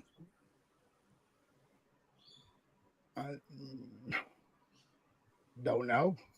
It depends where you see football. Arsenal have still won more cups than us and Champions League. Yeah. You know? They won 13 and won 10. Yeah. But where I think the only thing that Arsenal can't talk about is a Champions League. You know, until they come to that level, that's a debate. But I think we have to respect at the same time what they have done. Just like we have to respect. I'm totally with Nick. I'm totally with Nick, and this is where I'm at. And I know everyone will agree. Priority for next year is a title challenge. Hopefully, get a title back. We can't win the league every year. Yeah, that's where I'm at. I just want the bloody Carabao back. It's been too long. I'm told my standards are mediocre at that level. What I said was a title every 2 seasons. You mentioned trebles. You started trebling it. I have not said we have to win the treble every season. What I said was we should try and aim for that. Look, you know how to say you aim for the moon, end up amongst the stars. That's pretty much the case. You aim for the highest level, and ultimately, if you fall short of that, it'll still be a very, very good achievement. That's been the city way with Pep, hasn't it, though? That's been the city way with Pep. He's always aimed for all of them, and wherever we fall, we fall. Yeah, that's why the treble season worked. That's why the treble season worked in our favour, because we were still within striking distance of everything. And then once we started hitting our straps, then it was a case of everybody's in form. Yeah, the injuries aren't too bad. Then we launched our way from there. You don't launch for a treble in August and September. Yeah, you launch for it when you come to about March. Liverpool does, and are you in every competition? Is everybody fit? Is everybody in good form? Yes. Then that's when you can start going for it. Albeit, I do believe personally with the Champions League, you need that needs to be a little bit of a luck, whether it's in the draw, whether it's in who you draw. Again, I believe Real Madrid. The reason why they've been so successful with Champions Leagues over many years isn't necessarily because they're the best team. It's because they know when to be the best team at the right time, or when to play the right football at the right time. Now, I think with City as well too, it was a case of we played the right teams at the right time as well. No, you're not getting away with that toxic bleaching. We played the right teams at the right time, the right form, the right situation, everything. The start, we're talking about constellations and shit. The stars and the planets were aligned. Yeah, because I've said compete as long as we're competing. Yeah. But that's why I asked the question, what is class? No team should be talking about winning multiple trophies unless they're in a position to in the tail end of the season. Spot on. That's my own point. You cannot talk about it. Yeah. Otherwise, you end up like Liverpool. They were sat there in November, December. We're doing the quad. We're doing the quad. We're doing the quad. Oh, we're doing the treble. We're doing the treble. We're doing the double. We're doing the double. Oh, hang on a minute. We're only winning the league. And then at the end of it, you had some Liverpool fans going, we're only winning the league. Only winning the league, it became. Because they'd gone all the way up there to quads and trebles, and then their 20th league title became kind of irrelevant to some. They were disappointed in it. And this is what I mean by there's a massive difference. I agree we should be challenging on all fronts, but not not expecting it. No. Absolutely. That's all I'm saying. Of course, we should compete. But I'm telling you now, there will be fans if we don't win the league next. Say we finish second and we're 2 points off the winners. Some fans will come out and go, Pep out, he failed. Look, Pat's honest. I've got to give Pat his due. He's an honest I'm lad. joking. He says, you know what? I would, Pep out. No, I'm joking. We failed. I It am will be joking. that. I'm pretty sure. I have a feeling that Pep is just going to do a. If Pep has to leave, he's going to leave a foundation. But I highly doubt. And you know what, people? You know what? I think I've sat down, Martin. I think we got too overexcited this season. I think we also let the rivals get in our heads. I'm sorry. That's a great point. I agree with that. As much as some rivals keep telling us that they're dusted, I think when Rodri comes back, I know that obviously he got injured, but even a half Rodri will get us through the games. Because some of the games a half Rodri could have got us through. And I think right now with Pep will figure out a structure with Gonzalez there now, Nico Gonzalez who can come on, Kovacic if he stays. I think we're good. Somebody made a statement on one of the panels. It's after I left, though. I was on the panels when I left. I found he had a clip saying Pep is finished, and I was like, "Wow, finished? Have we reached the point where it's finished? Just one season where he's gone bad, and that's it. He's finished." And as somebody that went as far as saying, "Oh, Klopp and Pep eras are gone. Those managers are done." They're not done. Look at Ancelotti. How long he's milked trophies for. So I don't know. I just feel like we will do good, and next season we will compete. I'm not saying we'll win, but we'll compete. And let's look at the league. I'm still saying this. Maybe I'm being salty. The league wasn't that great this season. I think most of the teams some of the teams did look good, but I don't think it was the best quality. Because even watching them, you're like, is this that good? No, it wasn't. Anyway, Ozzy. Hey, listen, You know what? to each their own for me. Listen, I'm one of them. If you want to do trebles, do it. Just, I'm one of them. I'll come into a treble like I did with the treble father when I could see a momentum building, and I'm like, here we go. Right, I'll go. So you ride the bandwagon at the end. I'm not sticking a tenner on in August saying City are winning the treble. Balls to that. I'll have a look at it mid-season and see where we're at. Why not? The odds are better. Trebles. Oh, yeah. Why not? The odds are better. I think people, Do you know what it is? That was the thing for me. That's what made the Champions League so special. Because we won the league, then we got into the FA Cup, and then by the time I hit the Champions League final, I was emotionally gone. Because to me, I'd hit the pinnacle of football fanism. That was the pinnacle of football fanism. And I said on that day, if I never see this again, I go back to being a Chelsea fan. I've completed football as a fan. For me personally, I'd completed football as a fan at that point. Yeah. We're still waiting for you to go back as a Chelsea fan, according to the rest of football. And you know what? And the thing is, I get people don't want Morgan Gibbs White. That's fine.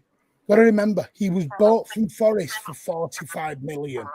You're not getting him for 50. You're not getting him for 60. An echo. I can hear an echo. Yeah, there's a little bit of an echo. The Wolves have a 10% sell-on clause. So you've got to remember, you've got to be looking at 55, 60 for Wolves to get any chunk of change out of it. Yeah. So, and the thing is, we have to buy homegrown players. But then, if people want to go with Echeverria and O'Reilly in the midfield, fine. But then don't tell me about standards if we're fourth in the league. Don't come at me with standards then. Because what you've just done a Chelsea FC and put a crash in the midfield. The most important part of a Pep Guardiola team, you're playing a crash. And that's fine. I'll go with it. I will stand by and I will support it all day long. But I won't sit there and go, oh, Pep's a right dickhead for doing this. Get him out the club. What we doing finishing fourth? We've got to look at it on both sides. O'Reilly is an exceptional footballer, but he's playing left back at the minute. We don't know what Echeverria is going to be like in Europe. It looks like an absolute brilliant player. But if you're asking me to put all my stocks in an Echeverria and Nico O'Reilly midfield to win the Champions League and the league, well, then I'm not going to have so much confidence because it's the complete and utter unknown.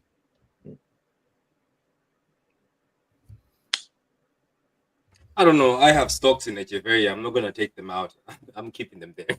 I'm keeping them there.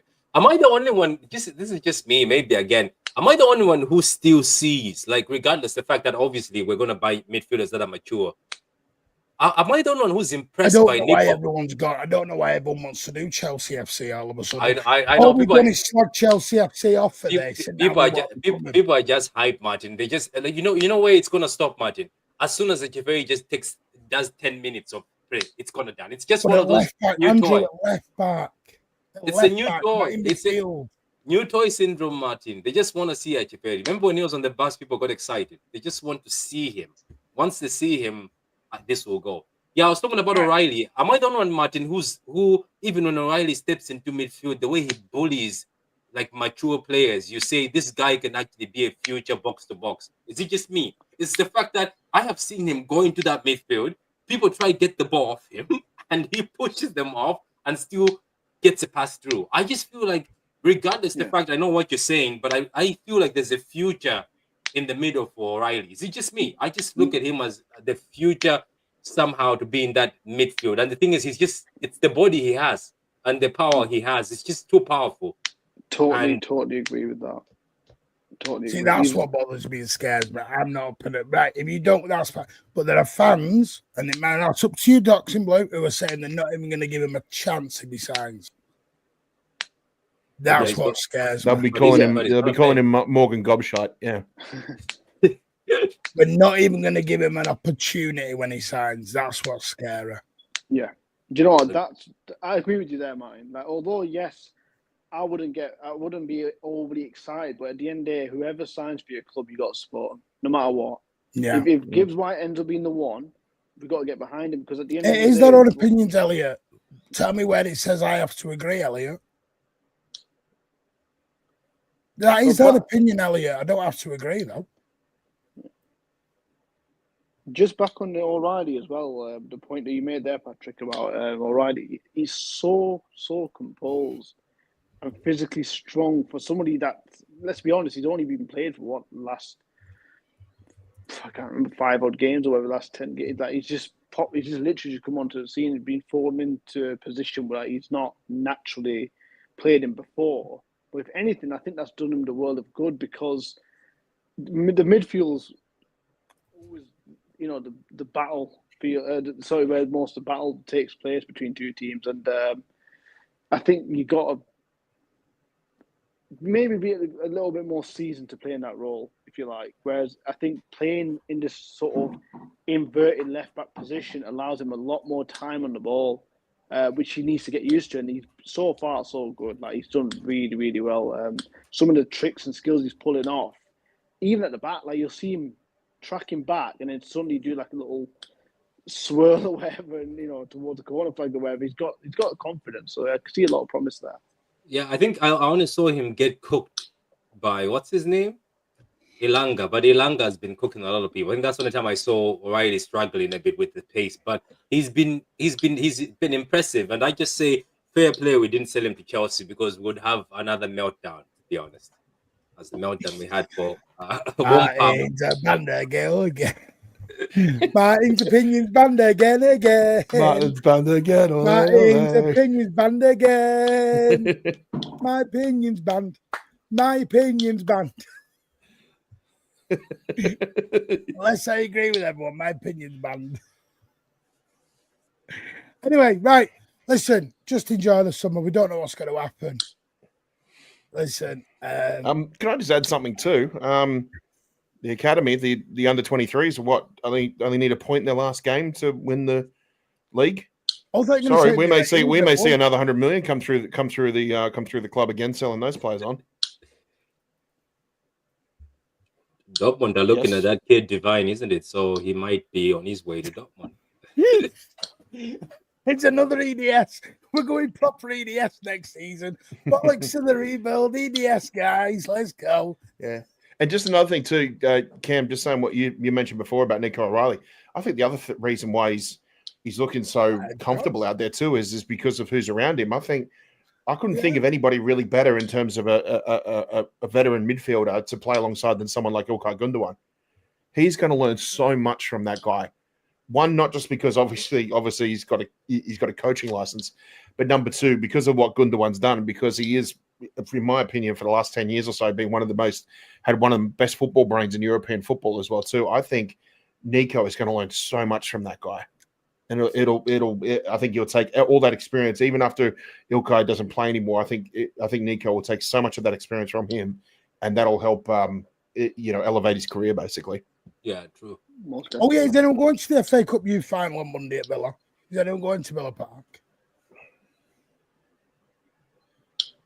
Why does Ozzy look like he's like really? You're not a mastermind, mate. I've not asked you the $1 million. Another what? Right. What'd you say? Master what? Mastermind. Oh, okay. What do you think I said? Not that. You've got your head in the gutter. Somebody said the tickets are €1. Feelings mutual, Martin. Right. I did not say masturbate, so be quiet. Oh, but, You said it now. good night, everyone. I said it now. Don't forget to like and subscribe. Right, let's move on. Yeah. Weirdly, there's a game tomorrow. There is a game tomorrow at 8 p.m. I get really confused. By the way, I made a rookie error. I booked to go to the pictures tomorrow night to watch Thunderbolts. Realised that we were playing because I totally forgot we were playing Friday night. Big old City fan here. Totally forgot. So I've had to get a refund and rebook for Saturday because the missus is going out. Well, they're not going to allow you in the cinema after what you just said before. So yeah. Yeah. Why? What did I say before? Well, you think you said mastermind. So the last thing they want is you in the cinema. Yeah, so I'm going watching Thunderbolts. Pat, I'll let you know if it's any good because I know you're not happy on your Marvel, are you, at the moment? But Marvel's getting good again. It's getting good again, Marvel. Me? Yeah, you're not. Yeah, Marvel. It's gone downhill a bit. For because it's just Disney is wrecking my head these days. They want to shoehorn certain things and it doesn't make sense. And you know what's funny, Martin? I want you to go to every Marvel end credit. You will find most of the end credit stuff that they promised us. It's stuck there. Look at the muscles I'm getting in the gym, boys. Look at that way. Look at you. Go again, boys. Why are you hiding that nice hair though? You're hiding that nice hair. So Martin, that's my issue. It's just Marvel has got a lot of unfinished stories, which I am not happy with. But anyway, we'll see with the Thunderbolts. Obviously, it comes back. I'm a movie fan, and I've been disappointed a lot. I think you see me on Twitter. Post credit, very good. Post credit's meant to be one to keep an eye on. But all the post credits were good. Eternals was good, and nothing. Oh, piss off if you think Eternals were good. Anyway, this is not so. Eternals, the movie was trash. I'm talking about the end credit. I did see the BTS for that Thunderbolts. That cheeky bastard. Who the friggin' hell's Milky Muscles?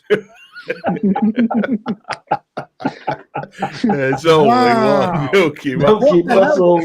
Hashtag carry on the protest. Hashtag cancel the protest. Hashtag standards. Hamza's here. Hi, Hamza. Elliot's here. Hashtag standards. We love. Can't believe you caught me Milky Muscles, you little bastard.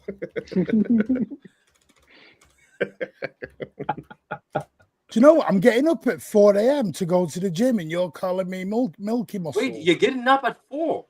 Yeah, 4 a.m. I go to the gym now. Oh, Martin. Pat, he doesn't sleep, so he doesn't get up at 4. He's still awake at 4. Spot on, Nick. Nick, you are spot on. Doesn't need cancelling. Everyone has a choice. Martin, and we will tell you what you can do and how you can do it at the end of the show. Don't worry, Nick. Martin, I have a story for you on gym. So today I went to a place where obviously you're requested by the hospital. They will request it's for like about 6 months for free. It's like gym free because obviously with my back and everything. So they want me to go to somewhere where there's people who are trained to do training. So I walked in there and found all like old people, like all the like grannies and everything, granddads. And I was like, oh my God, I'm going to look like a superstar. Obviously that's in my head. So I have to cut back a bit. when I'm doing stuff. Oh my God, I didn't know these people are so fit. I didn't know they've been going to these classes for so long. I was the one in the back, like, and they were like jogging. They were jogging in the thing. I was like, oh my God. And it just showed how much, Martin, I've been away from the gym. These people were lifting more than me. Like they were lifting, grannies were lifting more. And some granny told me when they said, okay, we're gonna do about 5 laps here. I started running. She's like, Patrick, slow down. We don't start running now. You will be done down. And at the end, she started telling me, let's go. I felt so embarrassed. Like, oh my God, I'm in poor shape here. I have a granny in her 70s telling me to say, let's go. No. Today. And when they were doing the squats, I was also the last one in the squats. I was like, no. Should have asked them where they got the gear from. I know. I was shocked. They were fit What as... do you mean, what? Elliot, stop trying to wind up tonight. Be a good boy. Right, let's get into it. Wolves at home. I think, factually, these are the 2 most informed teams in the league, you know? Yeah, they've won every game. Yeah, they've won Believe it or not, They haven't I lost was since the end of shocked when I February. saw Wolves number 1, City number 2. Apparently, I read somewhere City are the 2nd most informed team since January or February or something. Which, yeah, you know, apparently with that crap. So, where's everyone at for tomorrow? You know, there's another stat going around as well, Martin, that City have scored 11 goals in the last 5 games. So have Wolves.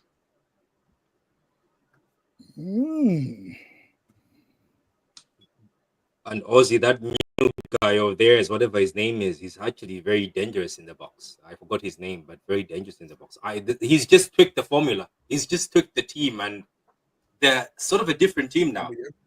But you know what I can say, Ozzy? If they come to the Etihad and play the football they're playing right now, where they're going full gun-ho, I think they're going to suffer if they don't pack the bus. Because the football they're playing right now is sort of we attacking, you know? The 4 backs bombing in front, everybody high line. So if they play that against us, it would just be the same thing as remember Chelsea, when Chelsea came and decided to go full on and we just put the ball over them. I think we'll be able to handle them. So Martin, I'm going to join you and be entitled. I think City are going to win. I'm going to start because Dash has put a lovely super chat in. Who wins? 100 Martins. 100 Martins, or was it 1 gorilla? What was the super chat? Right, we'll put it in. I don't know why I'm doing this. As soon as the first Martin gets cluttered by that gorilla, the rest of the Martins. Right, who wins? Polls in the chat now. There you go. I don't know. I think we talked about when 100 Martins now are a slight chance. But thank you, Dash, for your very generous, mate. Slight. I think when we talked about this game a few weeks back, we said that, you know, Wolves would more likely just be on the beach right now. You know, they've got really nothing to play for. What position are they? They're 13th currently. Yeah, 13th with the gap. Yeah, with the gap. Yeah. Yeah, so they've not got to worry about, you know, falling to the bottom because, well, that's already been decided. So, you know, right now it's more just about pride, you know, and I think there's a record on the line to say if they win their next game, it's the most games they've won towards the end of the season. I think it's something like that in 30 years. I could be wrong on that stuff. I think it's something like that. So they're really, Wolves have got nothing to play for tomorrow night. City have. The pressure is on City. Even though I think we are going to make the qualification for Champions League, I think everyone would feel a lot more comfortable if we were to win the last few games, you know, going forward. Just checking on that.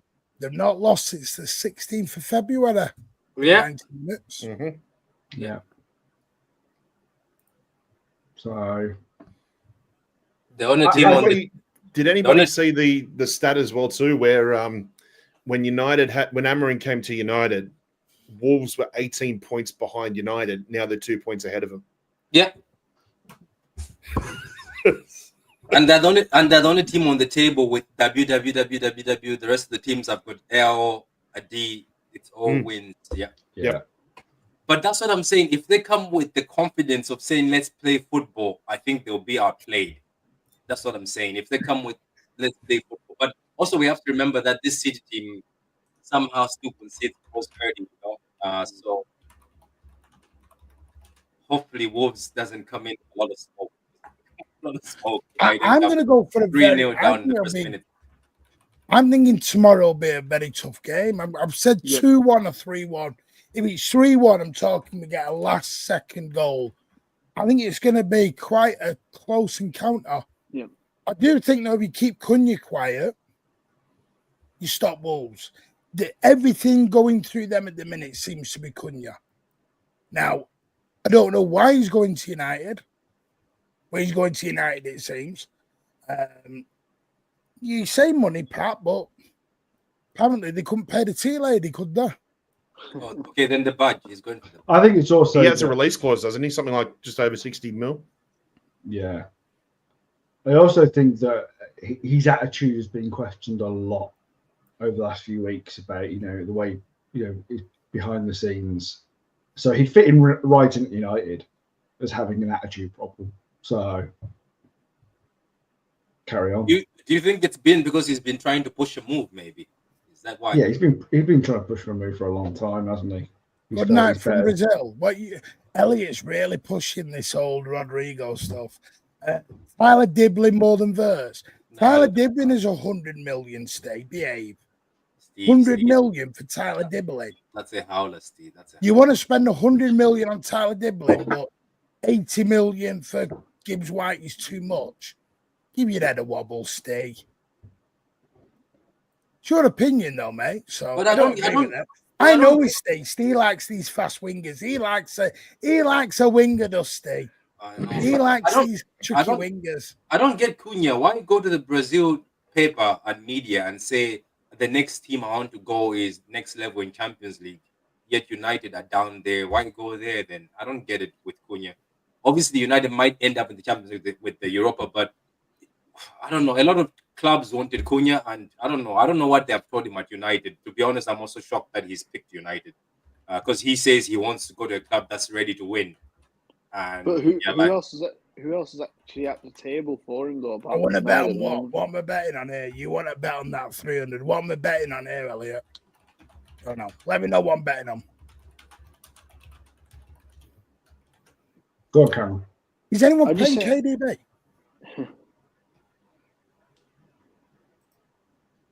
What? Anyone playing KDB tomorrow? Sports talk. You're in the dressing room. You're in charge. Who's your number 10 tomorrow?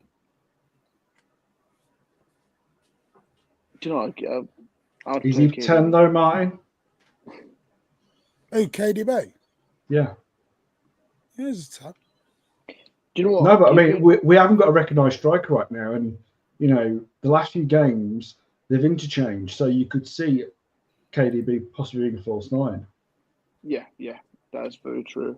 I would say, given how crucial these last few games are, I would try and play KDB in pretty much all of them, even if it means he doesn't play the full 90 for all of them, and you have to just take him up after 55 or 60. I would play KDB, especially since, and again, also you just alluded to it then, when he's been occupying this false nine role, it's given a lot of freedom to the guys either side of him, whether it's been McAtee, whether it's been Mamouche or whoever. They've just been able to get into great scoring positions when KDB's occupied that role. So I'd probably deploy him in that role. I think so far, I think the back line really doesn't change at all. I think Nunes is pretty much nailed down. He can't change the back line, he just can't. Yeah, I don't think he will. I think that back four is pretty much for the rest of the season. I think Nunes has earned it in a lot of respects. O'Reilly definitely has. And Diaz and Guardiola are the pair to go into next season for me. I said for a long time that I felt that while Pep was at City, I could probably see Guardiola at left back for for his City career, but I think since he's now coming to the centre back position, he's just been immense next to Diaz. And for me, I'm calling it now. I think he's been our player of the season. In all honesty, I know he had a bit of a wobble, but who hasn't this season?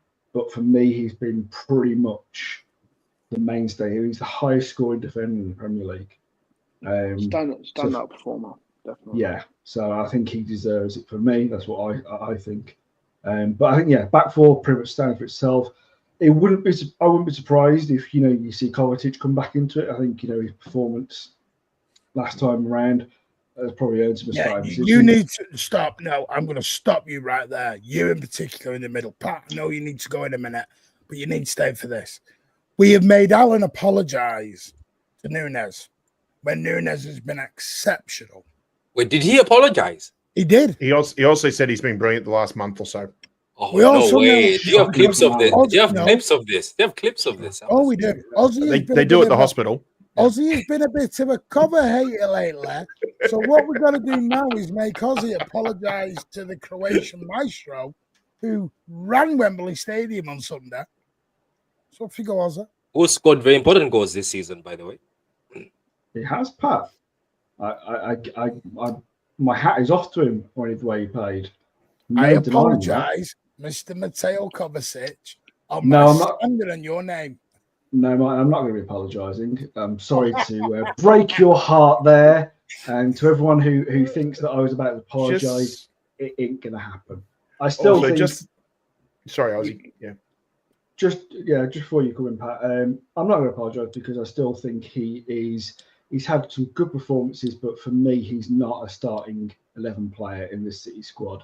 Look at At Elliot. much, he is a great, maybe stretch too far, but at times he can be a good player coming off the bench in moments. So he's a squad player. You'd accept him as a squad player.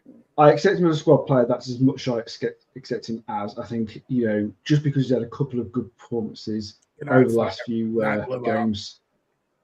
All right, mate. I don't think, for me, I will be apologising for what I've said because I think it's true. But I'm not saying he doesn't deserve that starting position come tomorrow. I can see Nico coming in, and I think Gundo will probably play as well in that midfield. And then I think it's Mancunian and possibly Savio. No one giving Rodri a goal tomorrow. No one rolling Rodri out for 25. Let's just roll him out. 10 minutes. 10 minutes if we're 3-0 up.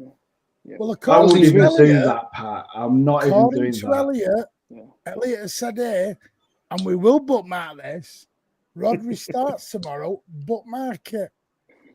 Not happening. Ozzy, you missed an opportunity there, mate, to do a bit of a Conor McGregor and do the famous line where he's like, "I apologise for absolutely nothing," or whatever it was. You missed the opportunity there. That was golden. Sorry, mate. I thought you were going to say the other one. Who the fuck is this guy? Yeah, it's been sad though. It's been sad, as I was telling Martin when he joined our show, that it's been sad to see that Kova hasn't been our worst player this season, but he gets a lot of stick. Because let's not forget, this is the same Kovacic who was carrying us at the beginning of the season with his goals and his performances when we were doing those wins, and then he got injured. But he hasn't been the worst, but somehow it seems like he's one of the guys who in the team, when people are talking about somebody who's not good enough, they point at Kova, yet others haven't done well. Maybe it's because others have got credit in the bank. I don't know. It's just, it amazes me on Kovacic. Oh, yeah, definitely. Well, Matt, you said after player of the season being Gavardio, and we couldn't really figure out who would be second or third. I probably would actually give Kovacic second. Yeah. I agree with because that. he's had as much time away from the game as anybody else, and when he has played, he's always been consistent. And the 25 million quid. Yeah. Bargain. It's a gold and silver for Croatia. Inter Milan, Real Madrid, Chelsea, European Cups. You don't buy experience like that. No, you don't, Martin. But at the same time, he never started as a regular 11 for those clubs, so that's not. Yes, he did. Make him. Chelsea. Real Madrid sort of, mate. I mean, he never really saw more than about 30 or 40 games a season with them. Chelsea he did sometimes. I think exactly sometimes. I think if you asked him, I think that Premier League medal will be the one he savours the most, more than those Champions Leagues.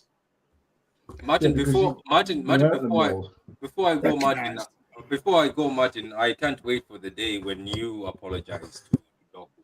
Oh, Oh, Pat, you've been waiting until eternity freezes over for that one. Oh, what did I apologise for? you have to apologize to Doku because I say he is our best winger right now, and you say no. So I can't wait. When he comes in tomorrow and rescues us again against Wolves, I will be waiting for you. Do you know, I've got a question regarding Doku, actually, and I need to, it's a burning one I need to ask, actually. Ellie said Morgan Rogers to City in summer book market. Fabrizio Romano said something different today. He said Liverpool and Chelsea. Didn't mention City, Fabrizio. Yeah, he didn't. Right.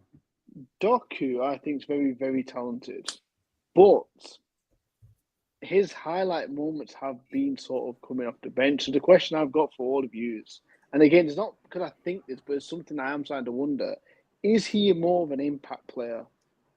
Is he always going to be sort of that, or is there potential to be more, or is there an in between? Anyone particularly want to? Has Elliot been drinking tonight? He's bookmarking everything Doku to Barcelona, bookmarking. I think it's Don't, you'll make Pat upset and you'll get Steve Lewis upset. But I will tell you this, Pat.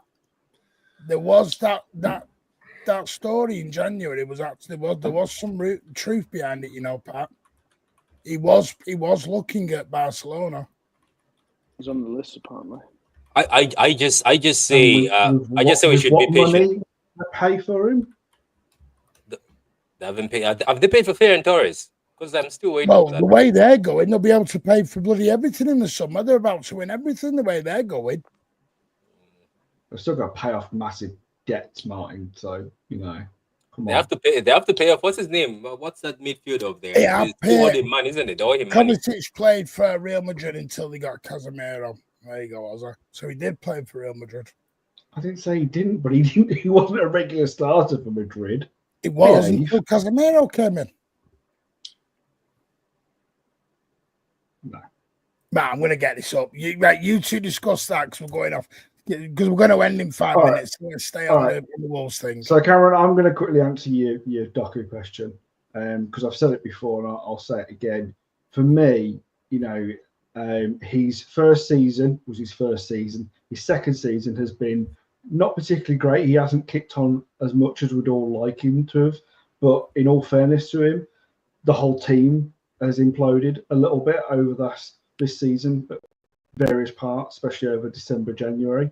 So I kind of will give him a bit more time because I think there is a quality player in there. I think you're right. His skills on the ball, his dribbling, he's going past, you know, other players. He has definitely got excellent talent. The biggest thing that frustrates me is his end product, whether that's an assist or getting a goal. And he can improve on that because we've seen him do it. He did it recently, like you just said, in the last game where he beautiful ball in to Nunes for that goal. I mean, cracking assist, absolutely cracking assist. So I will give him a little bit longer because I think he deserves to have that time. He's still a very young player with a lot of talent, but he does have to improve their end product. There's no denying that. Just on the back of that, then, Jose, if you recall, there's been a couple of moments where he looked like he was getting into a bit of that form. Like, if you look at the Ipswich game and then again with the Villa game where he come off the bench. And that's the moment, yeah. They're the moments where you look and think, right, Pep, you got to play him again in the next game just so he builds a bit of that momentum and sort of starts to develop a bit more of that consistency in the end product. Now, he seems to, and again, he's done this with Savinho, where it looks like Savinho's picking up a little bit, and then he'll pull him out again. And there's certain games where you're like, you know what, he's perfectly suited to that kind of opposition. Why not play him? So I don't know if that's played a part as well. Possibly, but again, with Savinho, I mean, it's his first season. And I think if Bob hadn't been injured all season, I think we wouldn't have seen as much as Savio as we have done. Yeah. Savio has had to play more games than probably Pep is comfortable with bringing in a new player, especially a winger. You know, so again, I think with both wingers, the likes of Savio and Doku, you've just got to give them a bit more time. They're so young, they're so both talented that I think they've still got a lot to prove. And you only have to look at someone like Vinicius Junior. When he went into Real Madrid, his numbers were awful. Oh, his football is It took terrible too. it took him 2 to 3 seasons to crack on to the player he is now. Okay, that everyone's raving about. So let's just give these players a bit more time because they deserve it.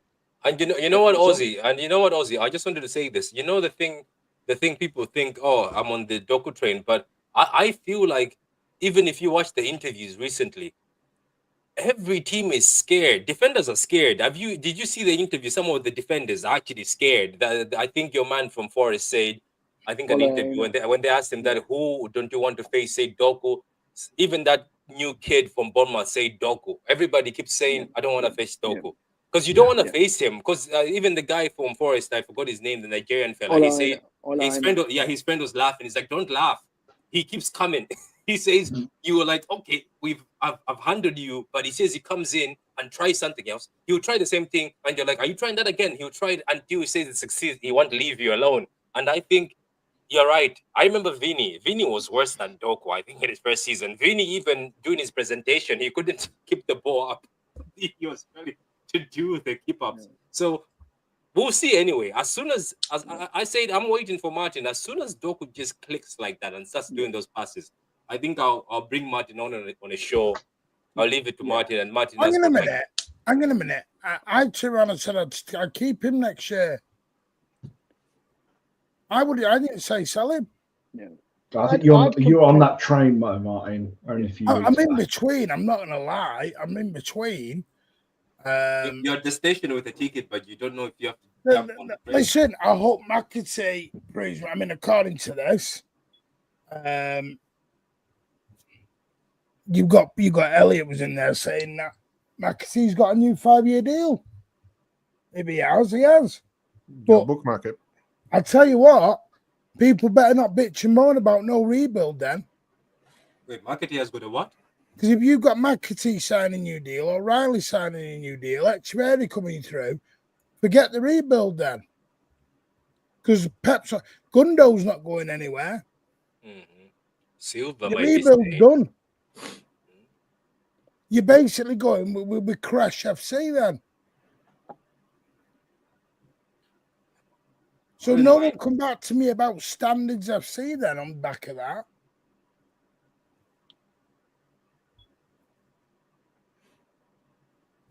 That's all I'm saying. Don't be giving me Standards FC and then you're all happy about all these players staying.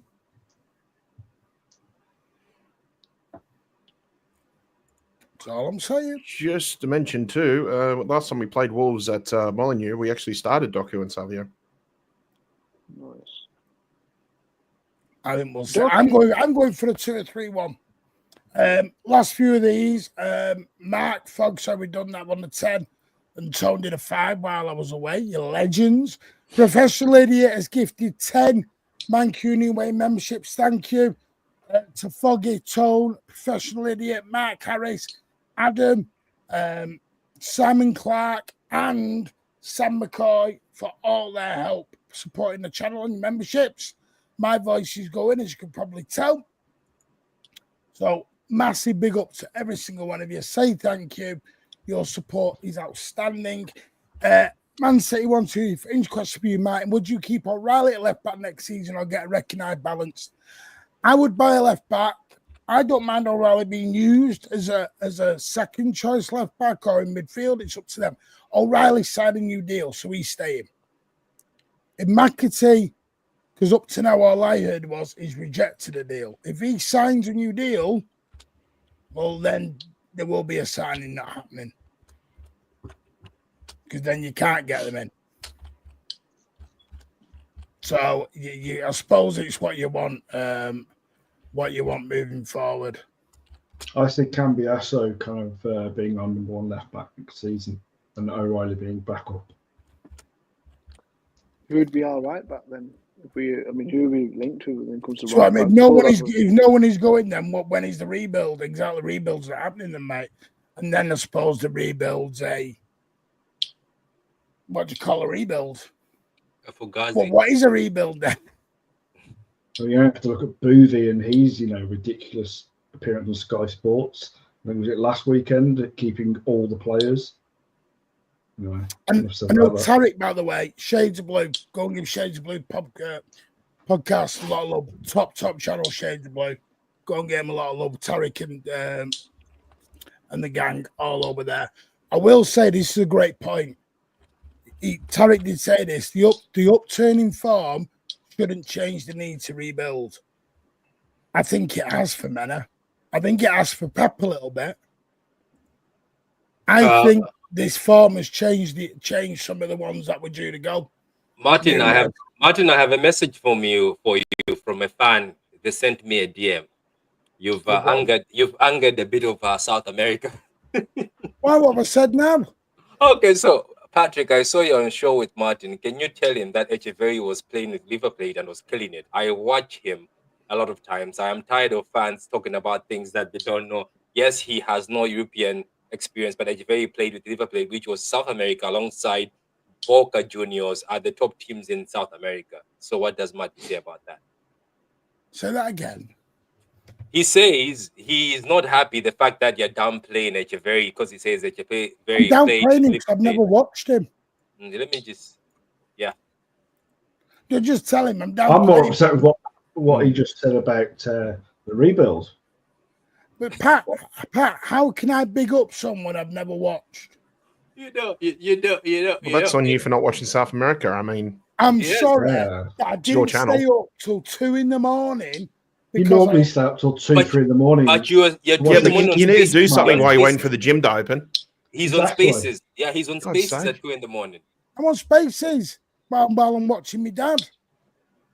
And you could be watching Echeverri in the South American League. Anyway. Get your priorities right, Martin. Seriously.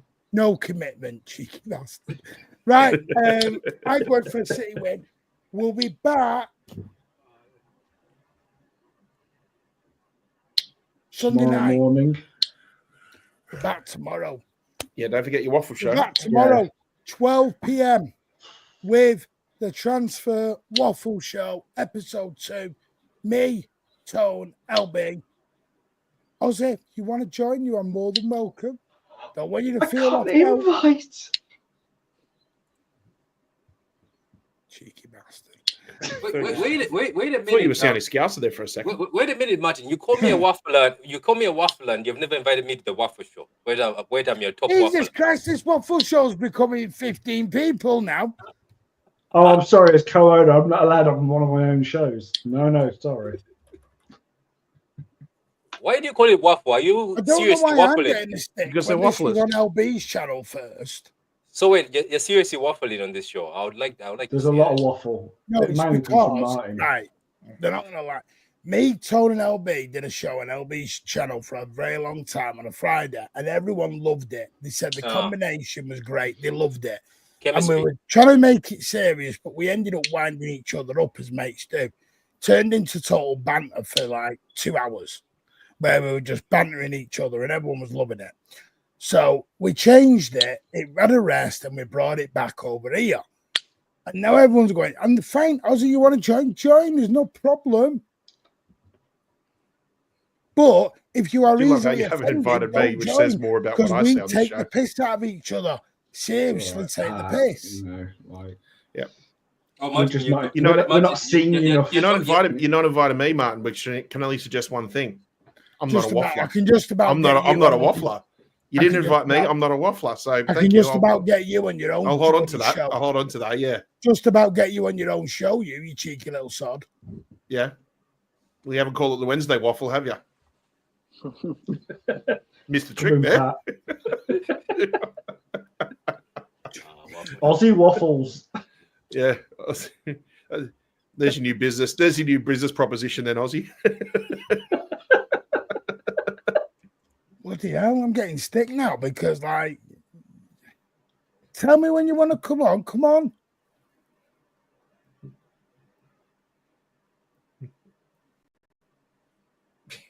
Andrew, the Chris Wood waffle. Elliot, The Wednesday one Wood LB, waffle. The Wednesday 2 Wood Tone, waffle. 3 Sir Ellen, 4 Ozzy, 5 Martin. No problem, Elliot. Jesus. You can tell Elliot's been drinking. Waffle versatile, the Chris Wood waffler. Hey, Elliot, you enjoy listening in the space earlier when you're not allowed to speak, sunshine. Anyway, the Waffle Show sponsored by Bird's Eye. Right, anyway, we'll leave it there. Big, massive thank you to Total Sports Talk. Great having you back on, mate. Get over to True City Fan. Give Pat a lot of love. If you are easily offended, don't listen to his Thursday show.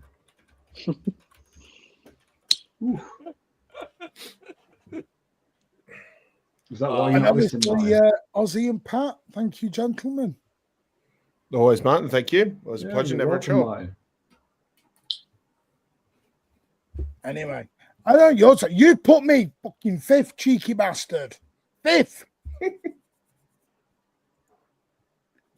So I'm not even on there. Yeah, you're not even on there. I'm 5th. Yeah.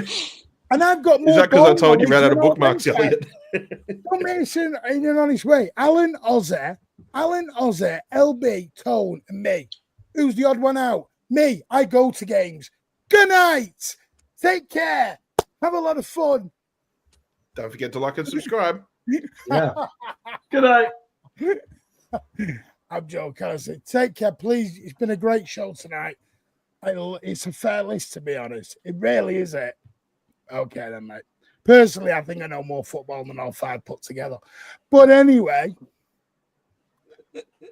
all 5 put together. All 5 put together. No, Elliot just said I got 5th. No, 6th. Okay. Well, You've make up your mind, Elliot. For fuck's sake. Fee, Are you saying newest member of the Mancunian way. Showing It's the the muscles. like, listen, Got more I've muscles got than all Nick knowledge. Martin. Are you grading panelists? Or are you no 5th beer? No 6th. Wait, 7th. I might be on the 8th. Where's Fee on that list? But where's Patrick, True City fan on that list? Where's Hamza? What's going on? Oh, you mean football? No, you will see. No, Take care, we're back on Marvel, Pat. Oh, Yeah. Don't forget, by the way, tomorrow, 7 p.m. There is a protest on the concourse, 6 minutes for the 6 years of no full proper season ticket. It is your choice. You don't have to do it. You don't have to believe in it. Just ignore it and walk into the stadium if you don't want to do it. It is on the concourse, the first 6 minutes. So some fans will stay on the concourse and not go in until the 6th minute of the game. That is their choice. Let them do what they want to do. Do not judge anyone. But then don't moan about it on Twitter later on. Either do it and don't. Either do it and back it, and don't do it. Ignore and move on.